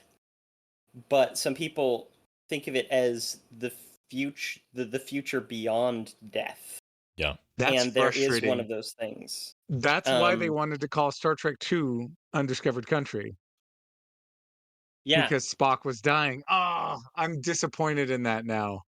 But now there's that line that he gives, right? Yeah. They think that the future means death. But I mean, there's definitely some poetry to that though that I'm okay with. Oh Just, yeah, for sure. yeah. Oh no, I'm not saying a bad thing. I'm saying a Oh, good thing. I gotcha. like it. Yeah. Because it is. They're like, It's, oh, look at these dumb guys who don't know Shakespeare. I have a very low opinion of your Shakespeare knowledge. We And are the not good known news as is, friends in older days. It's time they're not going to prosecute. Yeah. I So- love that he looked at Spock when he said that. Okay, so we're looking for Right. Tim Russ here. Let's see if he's in this group shot. Nope, Nope. only not- white people. Yeah. White people. Hey, that one Hey, guy is like tell a me I'm He's an wrong. alien back there. There's an alien back there. Yeah. He's like a salmon pink. Is that a Kelpian? Maybe. I always loved the Excelsior too. It's a good looking ship. It's ugly. She's big boned. but I like She's it. big boned. Yeah. Yeah. Yeah, Big I like bone. it too. Well, I mean, I prefer the A for sure, but like the Excelsier's a good looking ship, especially at certain angles. Yeah. Yeah. You know what's kind of weird though? I really like the C, the The Ambassador. ambassador class. Hmm. I think it's a great looking little ship. Yeah. So, what are your thoughts on quoting Peter Pan here? I don't know. It's whimsical, and I like the whimsy of it. See, I guess. I I like it like. because Kirk's never wanted to grow up. Yeah. See, to me, the theme of Hmm. yeah that we're just we continue that I'm not accepting decommissioning. I'm not accepting the I'm going to be taken out to pasture kind of a thing. It's just it is to that theme of just youth, and that in this moment Kirk would feel young again. He would feel like I'm ready. Well, and he said that too. He said, in episode 2, I when feel young. when Yeah. they were in the Genesis cave. Yeah. I mean, it is a little whimsy, but I do think thematically, I think it does fit. It's not just a recognizable line that's Well, and charming. everyone's reaction to it, like, "Oh yeah, let's go." Yeah. Like one last disobeying orders under Captain Yeah. Kirk. What are they going to do? Decommission us? Yeah. Like keeping the tradition alive. Yeah. This shot too. I love the chairs all torn up on the right there. But this is such a great little captain's log, and just it's I don't know how else to say it. It's beautiful here. It's just this is such a good send off.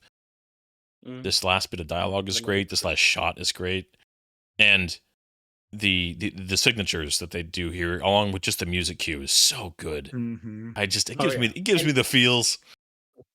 Also, the Mhm. thing about this movie is it's the clearest shots of the Enterprise A that we ever get because they introduced a new ship shooting technology in Next Generation. And so we get these glory shots that just look so crisp and so clean Oh yeah, because they're using red screens.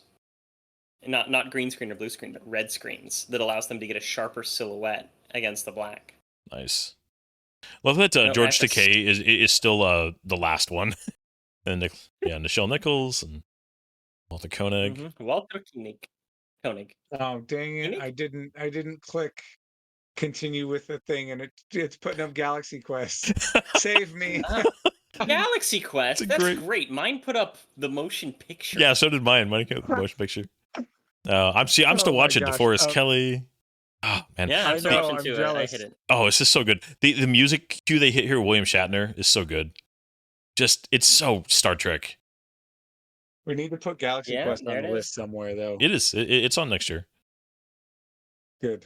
Yeah, but I feel Galaxy Quest is a little bit more appropriate for after next gen Star Trek as opposed to that's fair. after. Mm. Yeah. Yeah, although I mean, it very much is about the original crew. I mean, as far as it's very much about Shatner specifically. That's true. That's true. I love Galaxy Quest so much. I can't wait until we get for that one. Ah, that's gonna be good. Yeah, this was one I of actually those. had a. Good. Oh no! It was a dumb Galaxy Quest joke. My main World of Warcraft character was named Garignac, which means rock. Yeah. The rock. Rock. What did It they doesn't say? have any weak spots. It's a rock. No, I was thinking. So this is one of the. I think I've said this before on this podcast, but that I was as a kid, I had my little, I was so proud that it was a name brand Sony boombox, and hold it up to the TV speakers and record, credit sequences, and this was one of them that I, loved on my homemade mixtapes as a kid. Dude, my sister did that. Ah, totally did that. My kids have no idea what we used How to good they have to do Oh, to yeah. to get this stuff. It's just you just go online. It's there. It's just available. Yep. I have a Star Trek scores playlist. Oh yeah. So I mean, this is one of those movies that despite little tiny things like the Uhura thing, and it's just fantastic. I genuinely struggle to come up with any like serious big criticisms of this film. The Uhura scene. I mean, that's yeah. Yeah. And even that is still actually funny. Mm-hmm. I was amazed when I learned that this had the lowest budget of any of the Star Trek of any of the original crew Star Trek films because it feels so much bigger than the others, especially 5. Do you feel like they cheated a little bit though? I mean, they had such great sets from Next Gen that they were able to use. Like, if they hadn't had those available, I think that it may have felt cheap if they had the same budget. I mean, yeah, that's true. I can understand that. yeah, I mean, I'm not saying. I mean, it's credit to the Next Gen, production designers and how good that show looked. But yeah, it does not feel cheap at all.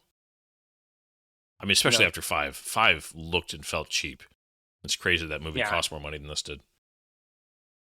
Right? Man. So, It's I mean, so good that they made this movie because they weren't sure if they were going to make it. Yeah. And if they hadn't, the last thing we would have gotten would have been Star Trek 5. Yeah. Like, this movie needed to happen. So that'd have been Totally. disgusting. I was thinking, like, what do you guys think just in general? So, I mean, we've just, we kind of finished 6 here and wrapped up the original crew. Just these 6 films as a whole, when you think of the original crew films in general, like, what are your guys' thoughts?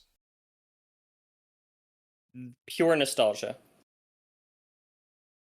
Yeah, Like, these are the ultimate nostalgia for me. I mean, I guess if you're thinking of them just as like in the sci-fi canon of American cinema, like when you think of these 6 films, I think that they hold up with some of the other best sci-fi that we've made, personally. Some of it does, some of it doesn't. I think that one of the best things you can say about it is that the whole even number, odd number curse really is apparent when it comes to how well it holds up. Star Trek 4 is still really funny and fun to watch. Star Trek 2 is still really intense. Star Trek 6 here is just fantastic. But I think and still holds well. up in terms of sci-fi. But the movies hold up very well. I think that if you compare it to, I mean, the Alien franchise, the Terminator franchise, the Predator franchise, the Dune and Starship Troopers, and so I mean, like the RoboCop. I mean, I think that for ratio, I think this is one of the best sets of that the great ones are really good and outnumber the rough ones. I mean, even the mid tier ones. Agreed. I think that the highs of some of those other iconic franchises are so high that it's, I mean, Alien and Aliens, Terminator 2, the first Predator, and the second one I think is actually not bad. Like, those are iconic, just masterpiece films. But Predator 2? I'm just saying, I think when we get to that, we can talk about it. But I think it's not nearly as good as the first one, but I think it's underrated. Anyways, what I was gonna say though is just I think that if you look at all 6 of these, one, they're just good sci-fi. But overall, the quality skews, I think, better on average for 6 films in a sci-fi trilogy. In a sci-fi series, than a lot of the other franchises. That the highs were epic, but they couldn't maintain it as well as Star Trek could. I would agree with that. I would agree with that. Yeah, same. But Pat, I didn't hear what you said. What did you say? Oh, no, I agree with you guys on just the nostalgia factor of these first 6. I think we wouldn't have as deep and as good of sci-fi as we do without these films doing what they did.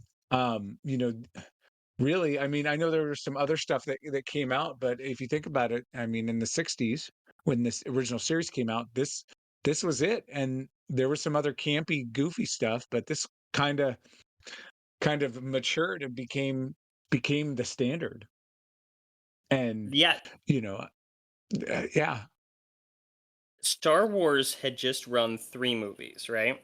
Mm-hmm. That was it. Yeah. No TV shows, no Star Wars 4. They hadn't even come close to announcing the prequel trilogy yet. And so Star Trek did something very unique in taking this 60s series and having a franchise that ran for 25 years at the point of this movie that came out. And it was still coming out with quality material. Think of another franchise that has done that. Yeah, and that's Ever. yeah, and I truly think that's what makes Star Trek special in a lot of ways, because it did like this. It went on. I mean, 6 films in, and I mean, and Next Gen was a mixed bag for sure, but like First Contact was amazing, and it's there is something to this franchise. As much as I have my issues with the current stuff, there's something with this franchise that it does endure, and there's been, And it has for the most part. I mean, some of the more recent stuff hasn't been amazing, but but even that's still, if you mixed. I look mean, at the Strange New Worlds, and I yeah, mean, as much as I'm not a fan, I Lower really Decks like is, Strange New Worlds. yeah. yeah, I love Lower Decks. I've heard Prodigy's Prodigy's, yeah. fantastic. One Picard has his third moments. of Picard yeah. was really Well, good. actually, here that's a great example. 1/3 of Picard. So we'll call Picard new stuff, right? Yeah, new track. So but again, if any one of these 6 films are on TV, I'm watching them. Mm, Like granted, we don't flip through TV channels like we used to, but like I'm just saying, like if this is on TV somewhere or on at a restaurant, I'm gonna start watching it. Like yeah. I can't Yeah, say right. the same about the Picard series or friggin' Discovery. I can't even really say that about Strange New Worlds. I mean, Strange New Worlds is good. I like Strange New Oh, Worlds, I like but Strange New Worlds. I'm just saying, like these films, like it's like, yeah, I'll watch that again. I don't sit there and go, oh, I haven't watched Strange New Worlds season 1 through 3 in a while, but I do go, I haven't watched all 6 Star Treks in a while. Okay, time to go through them again. You know, That's something to say about that. that's There, that's very true. Star That's Trek very is true. the only franchise I do that with that isn't Star Wars, pretty Mhm. Yeah. much. Yeah. I mean, No, it's I on the very regular much agree. rotation. Yeah, I would say the only other besides Star Wars, the only other like set of films that I do that with, that I'm like on a regular basis, once every year, maybe every 2 years, depending on how it's going, that I'm like, I need to revisit these films. It's important for me to revisit these films. Would be Lord of the Rings and the original Star Wars trilogy. Mm, that's interesting. That's interesting. Um, no, I wholeheartedly agree. In fact, I can even speak to it recently. I had got a hotel while I was going to my wife's graduation. She got her master's, and I remember I'm flipping through the channels. She's tired. She's going to bed, and just like, oh, there's a Star Trek movie on, and I stopped and watched it, Yeah. and I'm like, hell yeah. Yeah. And I do the same thing with Star Wars, and you with Lord of the Rings. That's perfectly valid. I do that with a couple of different series. For me, it's stuff like Harry Potter. Mhm. Um, uh, these Star Trek films, I used to have a huge movie collection, and I heavily downsized, but I still have a shelf of Blu-rays that are my favorite movies. They're my special series. I have the first 22 MCU movies. Um, which is a hell of a thing to say in You're such retrospect. a. Um, Uh, 20, yeah, I have the entire Infinity Saga plus Spider-Man Far From Home. And then Harry Potter, all the Star Treks, all the Star Wars. And those are movies that I will go back to over and over and over again. And I consider, like, as a huge Star Wars fan, like I ran Star Wars D&D campaign for 8 months as the game master. Like, I love Star Wars. I think of Star Trek as smart Star Wars. Like, Star Wars Aw. is the fun, fast pace, action. Like, it gets you that I agree with that. high with the I agree music. with that. But Star Trek is it's the murder mystery, it's the strategy, it's the contemplation, and it's this balance, perfectly balanced, as all things should be. Yeah. No, I enjoy it a lot too. I could, yeah. Uh, But I these just, films are especially special, yeah. especially when I'm saying the word special a lot, when you're considering things like the next generation films, because I mean, First Contact is one of my all-time favorite movies, but otherwise, they leave stuff to be desired, Yeah. unfortunately. Yeah. No, I'll just say this, and then we should probably wrap up, because we're 2 hours 50 minutes. I think a big part of these movies too for me is just it comes back to the characters over and over again. I think Kirk, Spock, and McCoy is just one of those magical. Not just the characters the way they're written, because that's also amazing, but just the actors. William Shatner and Leonard Nimoy and DeForest Kelley. They just you can't just go manufacture that. You have to discover it. I mean, and to be fair, Mark Hamill, Harrison Ford, and Carrie Fisher had the same had a similar thing where you just capture that, just like you just get the casting and the writing and the characters come together in a way that just is so effective. And I think that that's a huge part to me of why these work so well. I mean, the writing's good, the stories are good, but ultimately, what I think of when I think of these movies, the moments that come to mind. This is why, as much as 5 is not a good film, I still think of it when I think of the films, is because I'm thinking of those guys. I'm thinking of those moments, the jokes, the moments where they're talking to each other, where they're contemplating with each other, where they're being telling each other stories, growing together, learning things together. Row your boat. It's that is such a.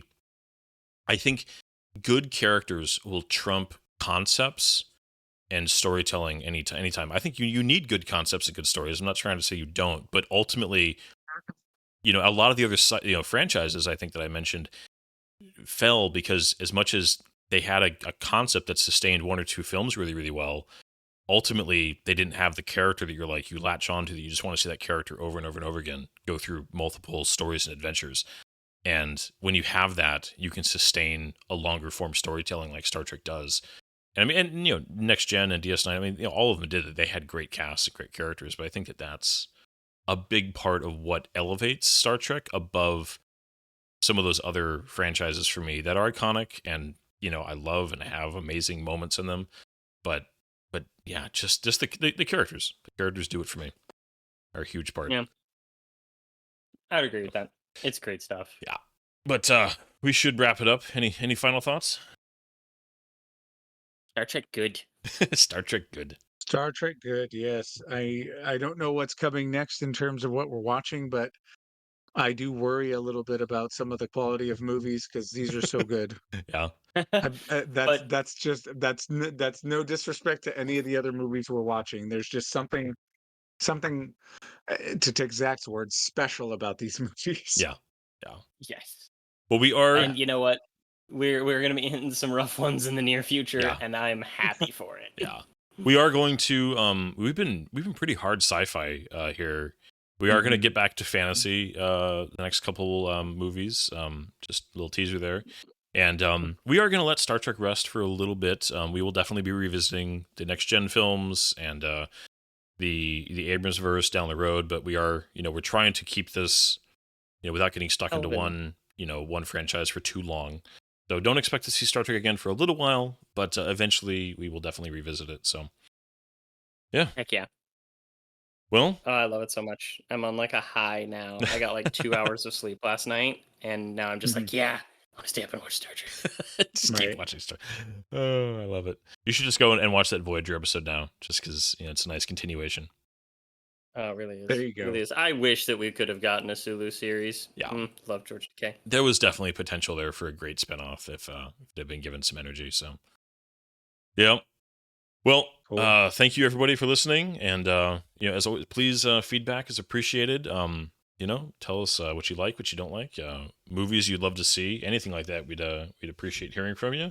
But we appreciate you listening and sticking around this long to listen to 3 nerds just talk about their movies that they enjoy. Amen to that. And yeah, as he said, we have like a plan of movies to watch, but if we were to get specific requests that went, ooh, yeah, let's do it, let us know, and we might just rearrange. Yeah, definitely not written Absolutely. in stone. All right. Well, good night, everybody. Nighty. Good night. There's doors and corners, kid. If you don't clear the room, if you don't come in slow,